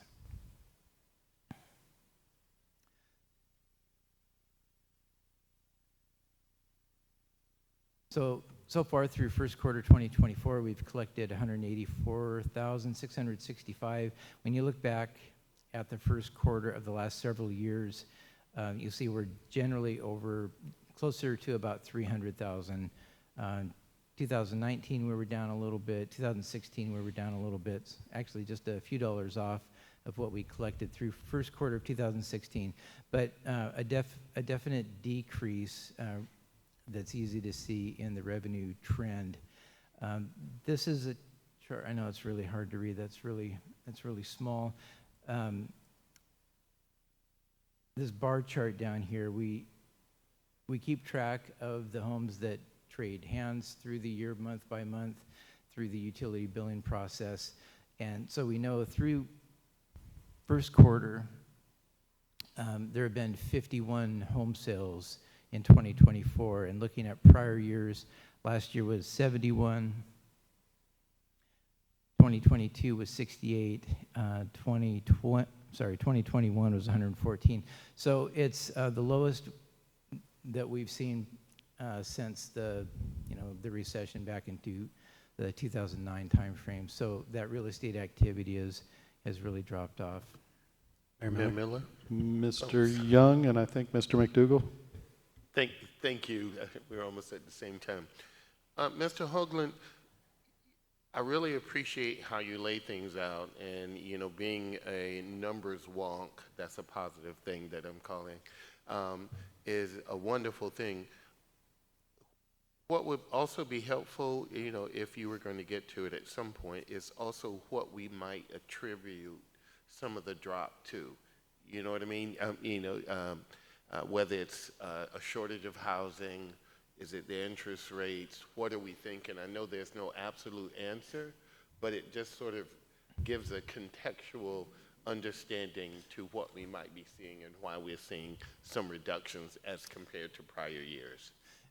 Yeah, no, it's a really good point. And just trying to have discussions with people that work in the industry. I don't know a lot of people, but I do know a few people that do work in the industry, and we know that the current mortgage rates are really affecting the housing market right now. The bottom row on this bar chart over on the left side, it says REIT per sale. So it's just taking the amount of REIT that we've received to that point, dividing it by the number of home sales at that point to get an average amount of REIT generated per sale. So you can see that the market is responding because that amount is lower than what it's been the last couple of years. So it's been the last 2 years over $4,000 in REIT generated per home sale. It's about $3,600 now, and that's coming back down closer to what it was pre-COVID timeframe. Mr. McDougall. Thank you. Yeah, actually, my question had to do with that bottom line there, the REIT per sale. It indicates to me, anyway, that the sale price of a given unit, at least, for this first quarter, for those first 51, the average sale price is like 15% lower than. Yeah, exactly. Same. Okay, and does the REIT rate, fun word, does the REIT rate change between different housing classifications? Like, is it the same rate for a single-family home as for a cottage, as for a duplex, as for a condo? Yeah, that's right. It's the same 0.25%, so it's assessed against the sale. Okay, so it's hard to say, basically the lower, essentially the average lower sale price could be because it's smaller units that are selling, because it's probably not that the actual sort of cost per square foot is going down, I'm guessing, but maybe it is. Yeah, it'd be nice to have that information. I don't know exactly how to get a hold of that type of information. That would be very interesting to see. Okay, cool, thank you.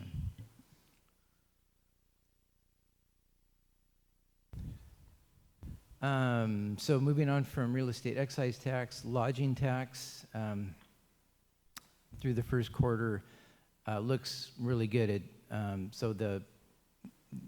Looking through first quarter compared to prior years, we're still up compared to what we were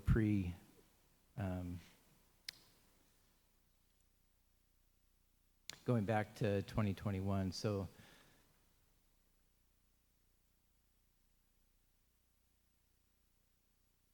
okay, so that brings us down just to this, Mayor this Miller? last. Mr. Fantini? Sorry, I just had a question about the LTAC slide there. So it looks like we're down about $12,000 than we were the year previous.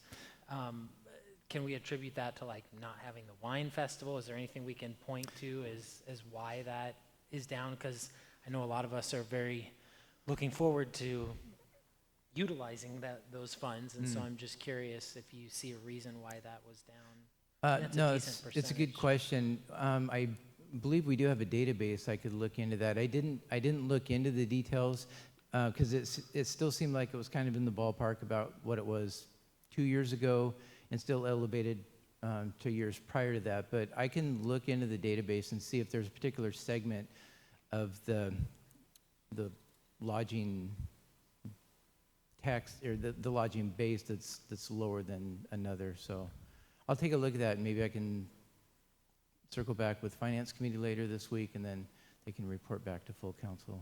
Mayor Miller, Ms. Hubick?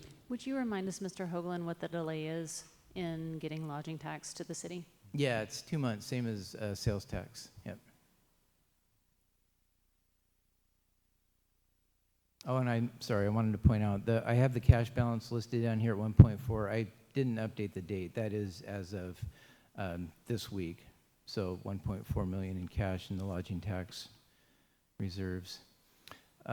This is just a chart you've seen before. It has budgeted revenues and expenditures against actual revenues and expenditures. I have not updated the cash numbers over to the side, to the right of the general fund yet. I was just today working on that rainy day adjustment, but some of those reconciliations are not done yet. We haven't reset 2023 to move forward into 2024. The rest of these funds, though, should be pretty accurate. So the cash balances for some of these funds, like including general fund, park, cemetery, and library, that all have large amounts of property taxes that come into those revenues. But looking at these funds that do have a lower percentage, like 14% in the general fund, revenues so far 3% in parks, 9% cemetery, that's exactly why, because they are so heavily reliant on property tax, and we have not received the first tranche of property tax revenues yet this year.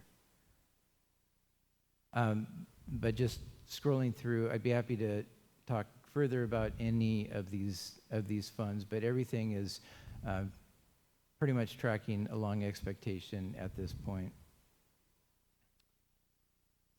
So that's what I have. Unless there are other questions, I'd be happy to entertain those. Questions for Mr. Hoagland? Okay, I think that means we lead into the budget amendment, which is item 7D, ordinance 4077, first quarter budget amendment. So discussion item, possible action. Yep. Thank you, Mayor. Just a few items that we wanted to bring to council for consideration of a budget amendment. I'll drop down to the grid here. So this first one, police department training, we're just asking for an additional $5,000 in budget. That's related to a regional training that was done at the Anacortes PD. We paid for the entire balance of the training and then collected receipts from the other participating police departments. We would just like to get their total available training budget back up to that level where it should be. And 445, this is the Stormwater Fund, was granted a grant from Ecology for $130,000 that we would like to get into the budget. 001320, this is the fire department. So we had budgeted $65,000 last year to use for tools and equipment, and this was to support the additional staff that that are that are in the fire department now because of Proposition 1, because of the lid lift last year. So those tools were budgeted last year. They were not procured. It's just a rollover budget amendment that we're requesting, and we have identified the paramedic donations restricted funds to use those to buy those tools and equipment. Mayor Miller. Mr. Walters. Were those the same funds that were identified in last year's budget? Yes. Okay. Yep. I think that I'm not inclined to simply give a pass to rollover budget amendments because, especially when they're in the general fund, that is revenue that probably has already been spoken for in the current year. Because these are donations, I assume it's not, and this is different. I think that the important thing here is not that it's a rollover, but that it is fully paid for by donations. Yeah, that's Wouldn't you agree? That's exactly right. Yeah. Thank you. The last item is in the museum. So, the museum director spoke with the mayor and then went to the personnel committee with this proposal. So what he is trying to do and what this budget amendment would accomplish is to reduce the number of employees at the museum by 1, which is it's a tenth of an FTE that would be eliminated from the roster at the museum. And there's 2 positions that would change the amount of budget allocation that those positions have. I think they're both 0.6 FTE at this point. One of them would go to a full FTE. The other would drop down to a 0.5 FTE. So there'd be budget savings through the 0.1 FTE that would be eliminated, and there'd be budget savings from the employee-only benefits that would be paid to the 0.6 FTE. There would be additional funding, or I'm sorry, additional budget requirements for the full FTE. But the amount of change is relatively de minimis. So what I'm identifying here is the amount of the savings in employee-only benefits from that benefits line from the 0.6 FTE that would get shifted up to the salaries and wages line that would increase from that 0.6 going to a full FTE. So it's not a lot of money that we're talking about. It would benefit the museum though in the way they are able to staff and advertise for openings within the museum. So that's what I have for the budget amendment. Happy to answer any further questions you might have. Mayor Miller? Mr. Walters. I didn't follow that last amendment with respect to the museum. You're showing plus up of $9,600 of expense, right, in the salaries and wages line item. Yes. And then the revenue to cover that comes from So where? yeah, so it'd be we would be crediting that benefits expense, so it'd be reducing that expense. So you're reducing it. Yeah, yeah. So increasing the expense on the wages. So is it completely net zero then? I can't answer that. I can't answer that without activating the payroll module and making those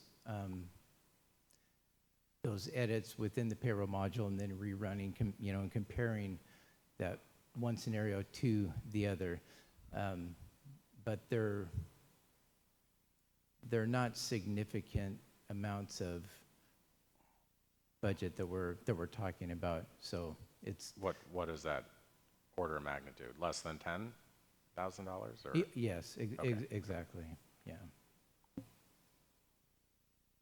Mayor Miller? Mr. Young. Just to sort of piggyback on this conversation here, part of this discussion was had at earlier meetings. I'm not sure if it was finance meeting or wherever it was, but it was the intricacies of how we came up with this number allowed for changing of staff, but the net value was insignificant.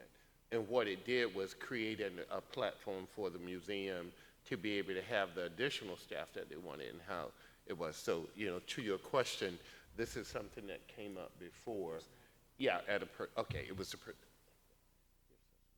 it was at the personnel meeting, and so to your point, I understand it because it was at the personnel meeting, but I think that the clarity that Mr. Walters was, he missed out on the agility that it took to come up with that. And so, but it was vetted there at the personnel meeting, and we thought it was just something very doable.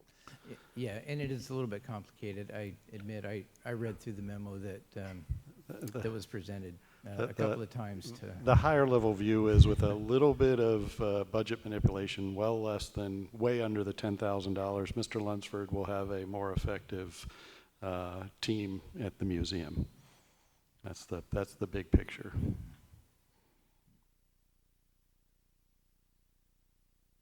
Mayor Miller? Ms. Moulton. If there are no further comments, I move to approve ordinance 4077, authorizing the first quarter budget amendment. Second. Okay, a motion by Ms. Moulton and a second by Mr. McDougall to approve ordinance 4077. Any additional discussion? Mr. Franciac, vote please. Mr. Walters. Yes. Ms. Cleveland McGrath. Yes. Ms. Moulton. Yes. Mr. McDougall. Yes. Ms. Hubick. Yes. Mr. Fantini. Yes. Mr. Young. Yes. Motion carries. Okay, thanks. We're on to item 7E. This is a contract award, a wastewater treatment plant, outfall relocation, permitting and monitoring services. This is a discussion item with possible action. Mr. Rayum.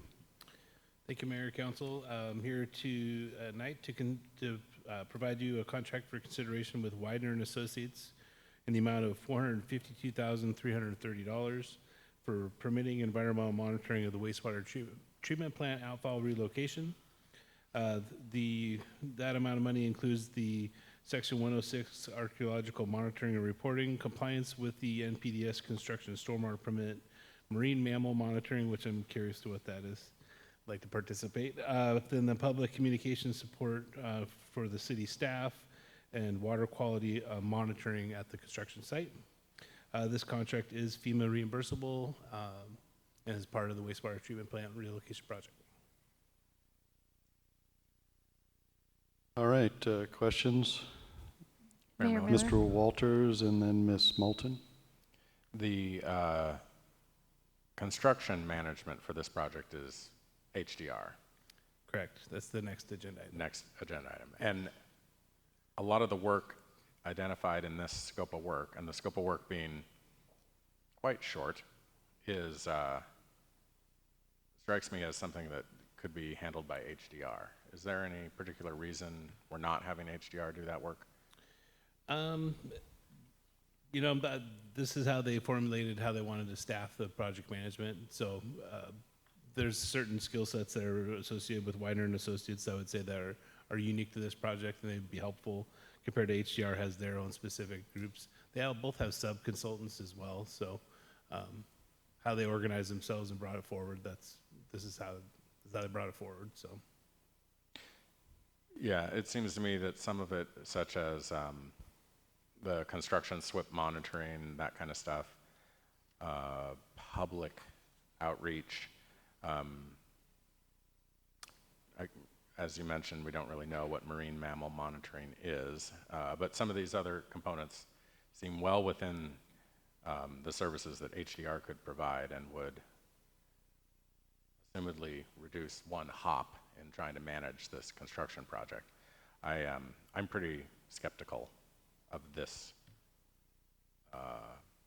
consultant scope here for this project. And I feel like also associated with this project, there was an opportunity on somebody's part to identify the archaeological issue prior to us finding the archaeological issue, and I don't know whose fault that was, but I don't know that anybody has really been held accountable for that, and I think maybe having more cooks in the kitchen is not as desirable as having a more streamlined operation. And I think Public Works has also recognized that, in that, you know, now we're operating with one contract for the upland work and the in-water work, and it makes a lot of sense to me. I can't, it's hard to imagine a compelling reason that we have this contract separate from the work that HDR is doing. Ms. Moulton? I hadn't really thought about that, but I think Mr. Walters brings up a good point, because with everything that HDR is doing and all their subcontractors, it seems like this could be better packaged into one sort of unit rather than having Widener on the side. But my original question is about the period of performance is from inception through December 31st, 2027. Whereas HDR's contract goes, I think, till mid-2025. And so I'm wondering about the extended time frame, because with the scope of work, it says environmental compliance support during construction. And as far as I know, construction shouldn't go through the end of 2027 unless I'm misreading something. Yeah, the construction support is the NPDES construction stormwater permit.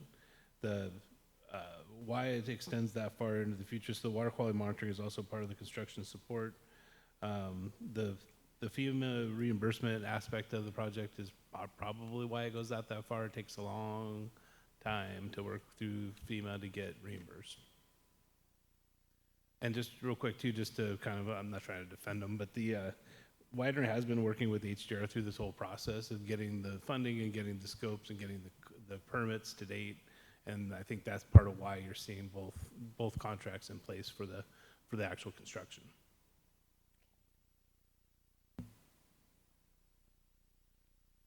Any other questions?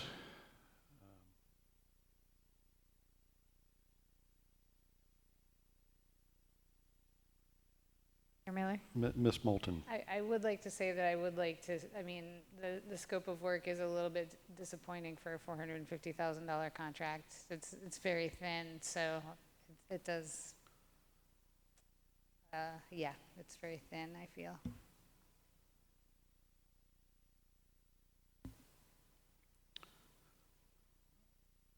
I'm not sure how we can answer that one. And we're all very.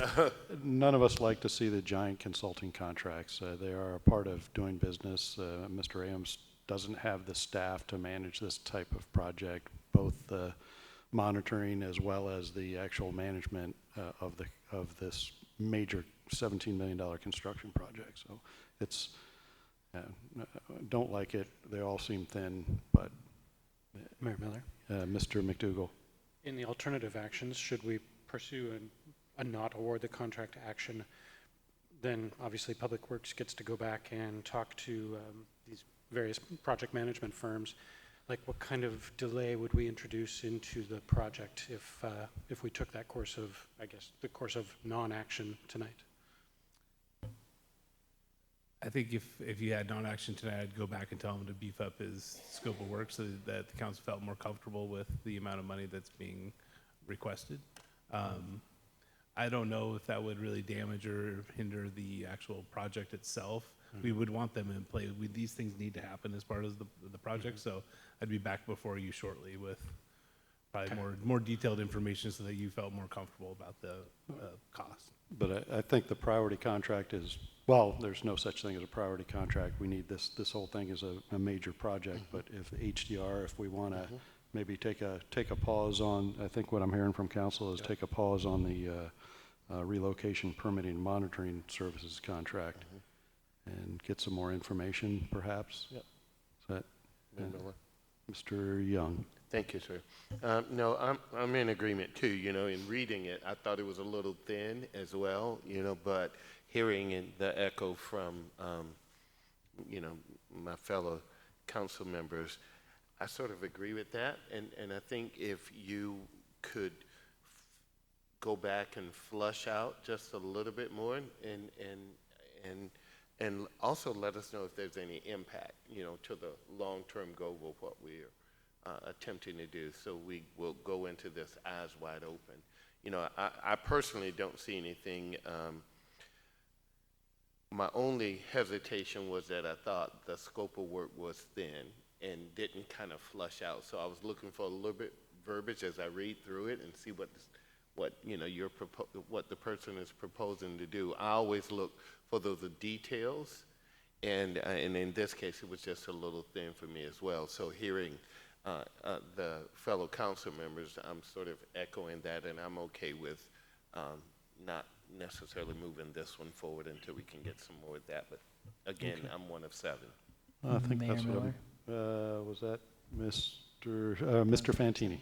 Yeah, when I look at the scope of work too, the part that kind of sticks out to me, because I always look for the public outreach stuff, are the public outreach hours, and I didn't see anything in the proposal that really talked about like what's that going to look like? You know, it says public outreach and web page, but I'm just, you know, at the hourly billable for the senior biologist to spend and the project manager to spend a decent amount of time on that. Like, what does that look like other than building a web page? Is there meetings? Is there, you know, that would what I would be looking to see a little more from. All right, I think we can bring this one back. Yep, no problem. Moving on to item 7F, another giant contract, wastewater treatment plant outfall relocation. This is the construction management project. So you think that was a high dollar one? This is a big one. So Mr. Aham. Yeah, this one is a contract for $2,536,698 to HDR Engineering for construction management services for the wastewater treatment plant outfall relocation. This includes project management, engineer support during construction, which includes change order reviews and approvals, responding to requests for information, marine sediment sampling, construction materials testing, construction closeout. The amount is based on a 400-day period, which this project is not expected to last that long. This is basically a worst-case scenario. If things went terribly wrong with this project, we didn't need to come back and execute additional funding. We don't think it will cost this much. The other piece too, the about $500,000 of this contract is a contract that you guys already executed. We're just moving it to this contract, which reduces the current contract that they have. The reason for that is because FEMA has changed the rules that they need to have a competitive process to acquire consultants, and so we need to switch over to this new contract so it's effective. And when those rules become effective, they don't care about contracts we have let in the past. They want it to be fixed now. So that is very specific to just for the FEMA funding reimbursement aspect of the project. And that is about it. I do want to say HDR is the design engineering firm for this construction project, and we've spent quite a bit of time and money with them, and going to a different firm to do this part of the project would be a terrible mistake. All right, any questions for Mr. Aham?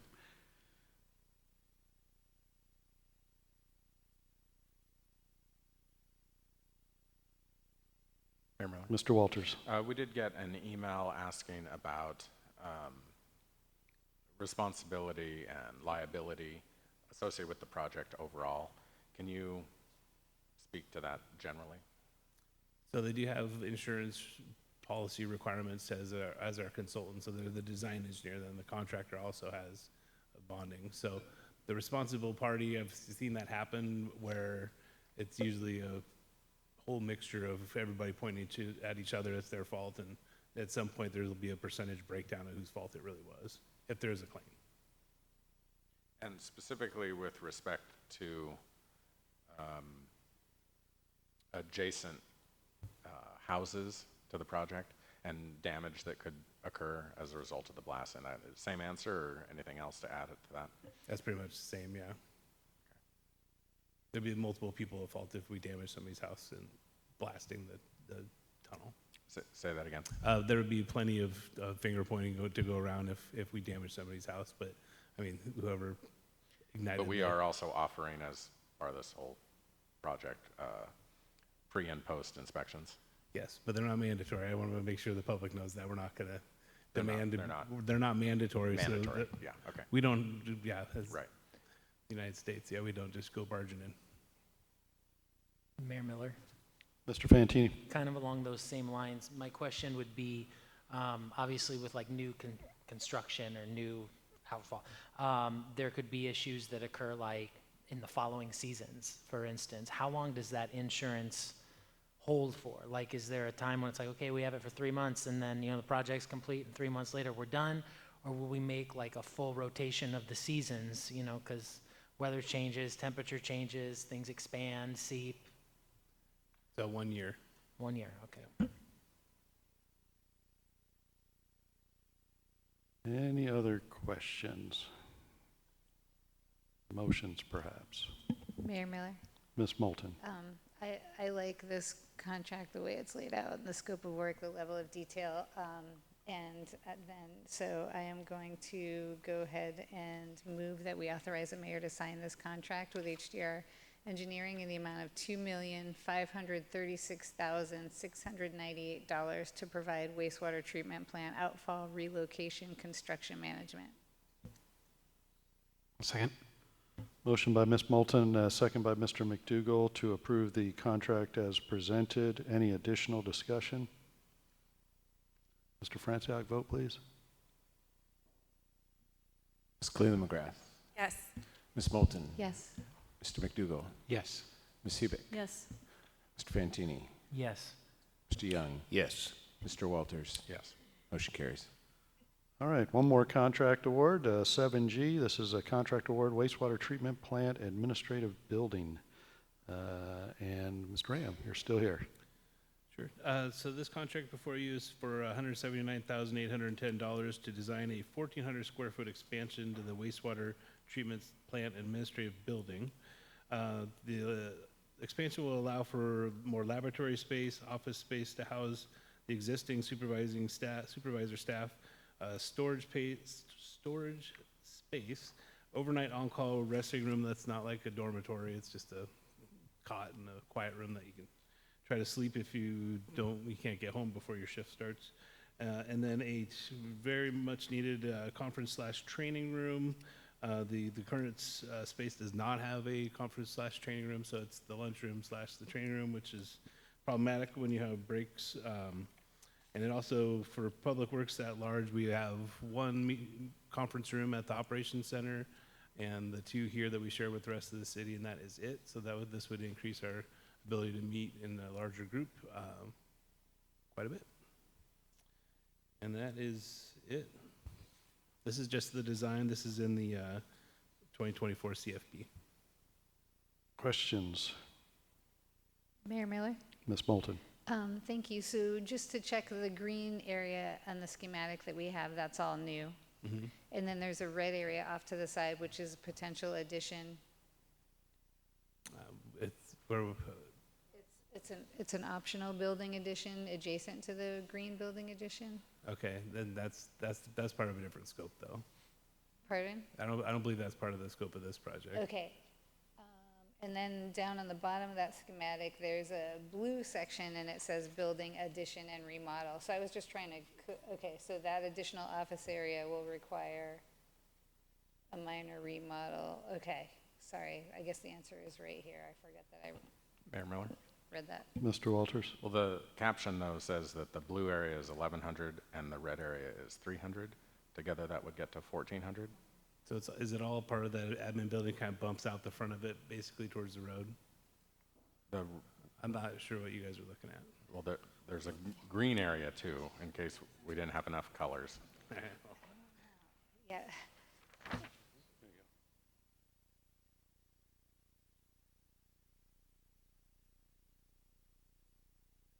Comes to back up.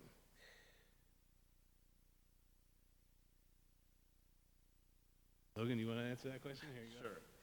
So,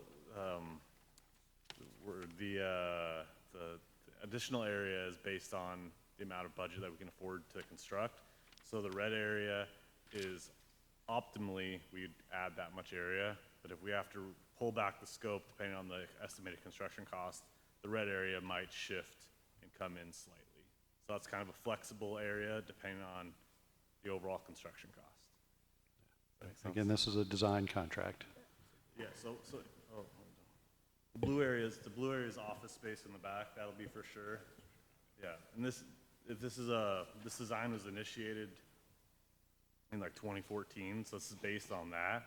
So it's not actually going to be, the interior walls and stuff are not actually going to be built like that. This is just a rough drawing of what they expect. Mayor Miller.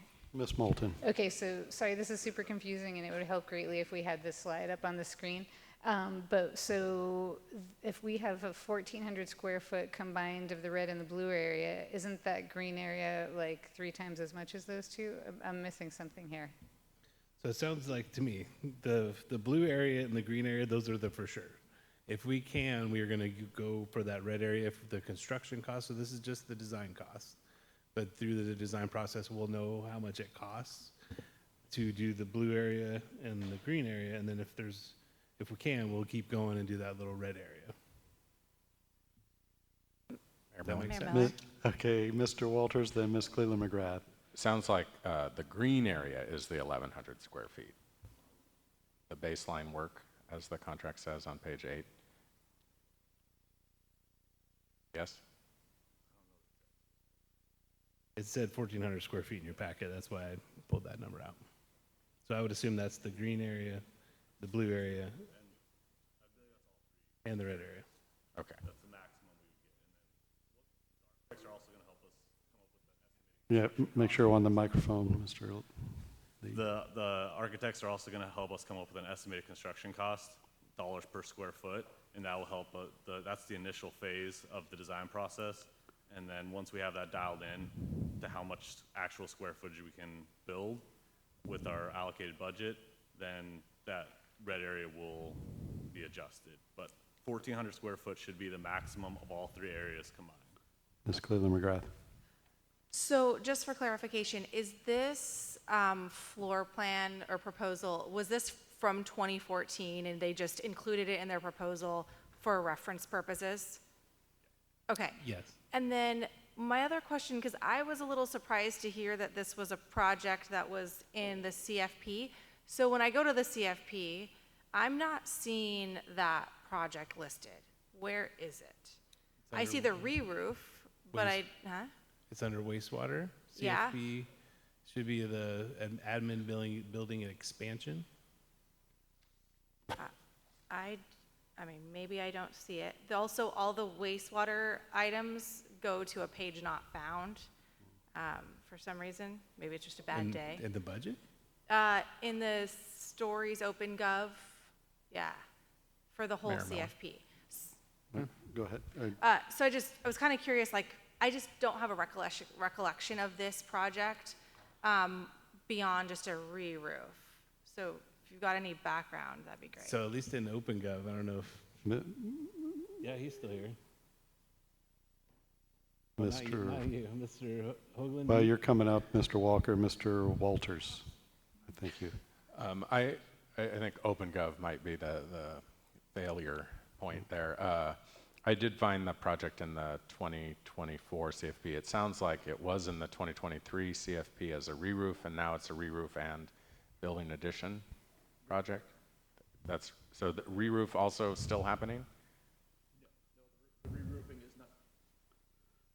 No, the re-roofing is not part of this specific proposal. Will it happen separately? At a later time, yes. Re-roof just, it strikes me as maybe more critical than, but also you got to do the addition if you're doing a whole new roof. One of my questions, more baseline, is this the same building that we renovated bathrooms in a couple of years ago? Obviously before the time of everybody standing up here, but. The bathrooms were installed in the incinerator building, separate building on the same site. Different building, okay. And follow on to that, is this the full scope of upgrades that we need? I mean, we hear, the red area is a nice to have, but otherwise, is this the full scope of upgrades that we need to this building just for administrative staff use? 1,400 square feet, the total square footage that's proposed is expected to get us through the next 10 to 20 years. Okay, thank you.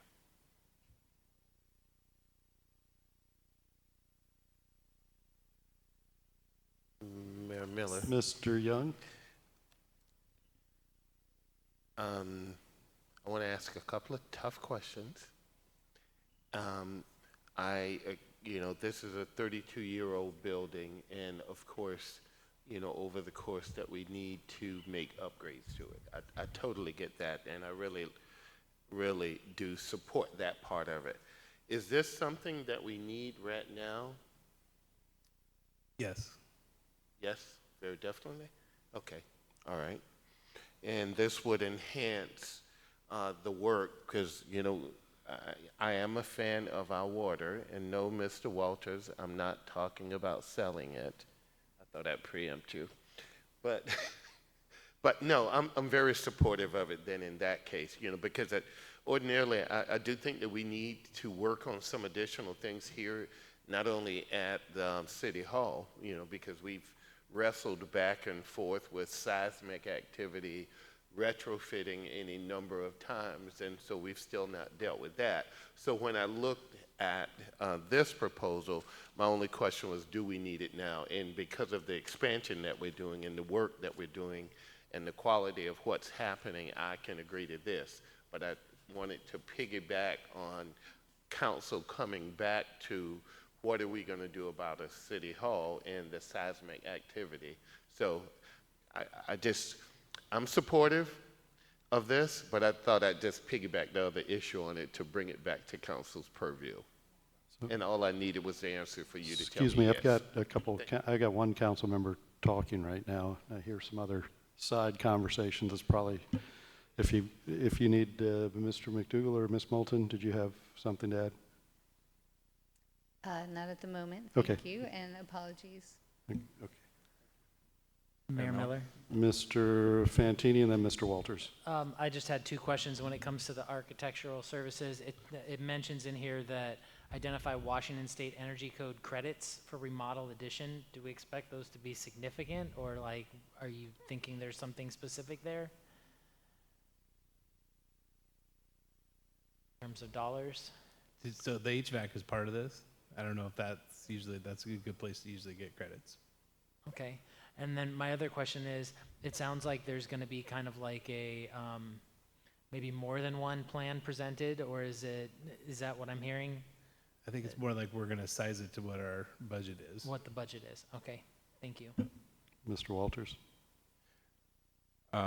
Two questions. First of all, did we consider a local architect, or is there some particular reason we went with a Bellingham firm?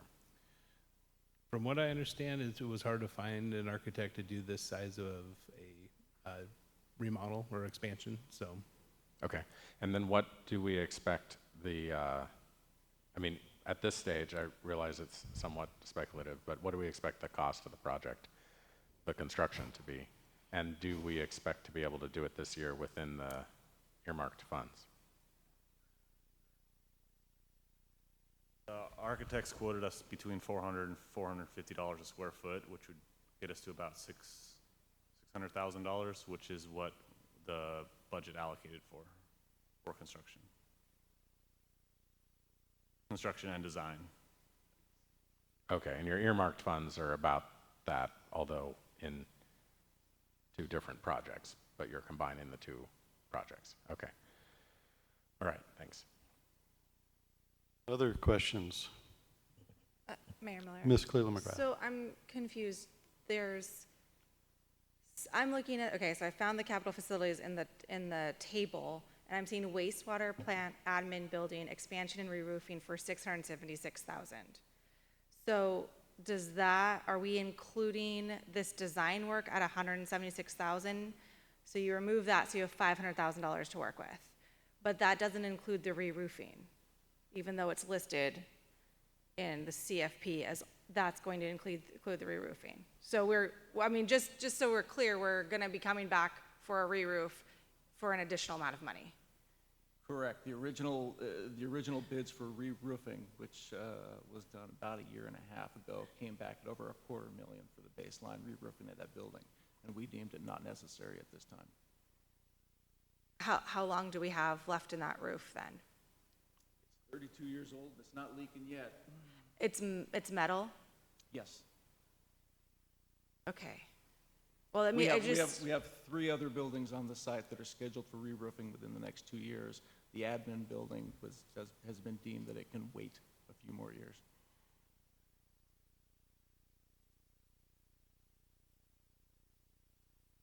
All right, lots of good questions. Any direction council would like to go, or a motion?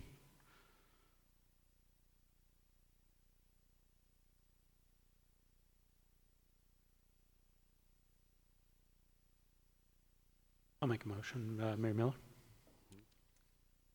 Mr. McDougall. I move the city council authorize the mayor to sign contract 24139 SEW 001 with the Zervis Group Architects in the amount of $179,810 to provide schematic design, permitting, construction documents, bidding, construction admin services for the wastewater treatment plant admin building addition. Second. Motion by Mr. McDougall, a second by Ms. Ubig to award the contract as presented. Any additional discussion? Mr. Franciac, vote please. Ms. Moulton, Yes. Mr. McDougall, Yes. Ms. Hubick, Yes. Mr. Fantini, Yes. Mr. Young, Yes. Mr. Walters, Yes. Ms. Cleveland McGrath. no. Motion carries. Okay, thank you. Good discussion, and no further business before the council. I will adjourn the meeting. Just a reminder, there is 5th Monday is coming up. There will be no council meeting until May 6th. Thank you.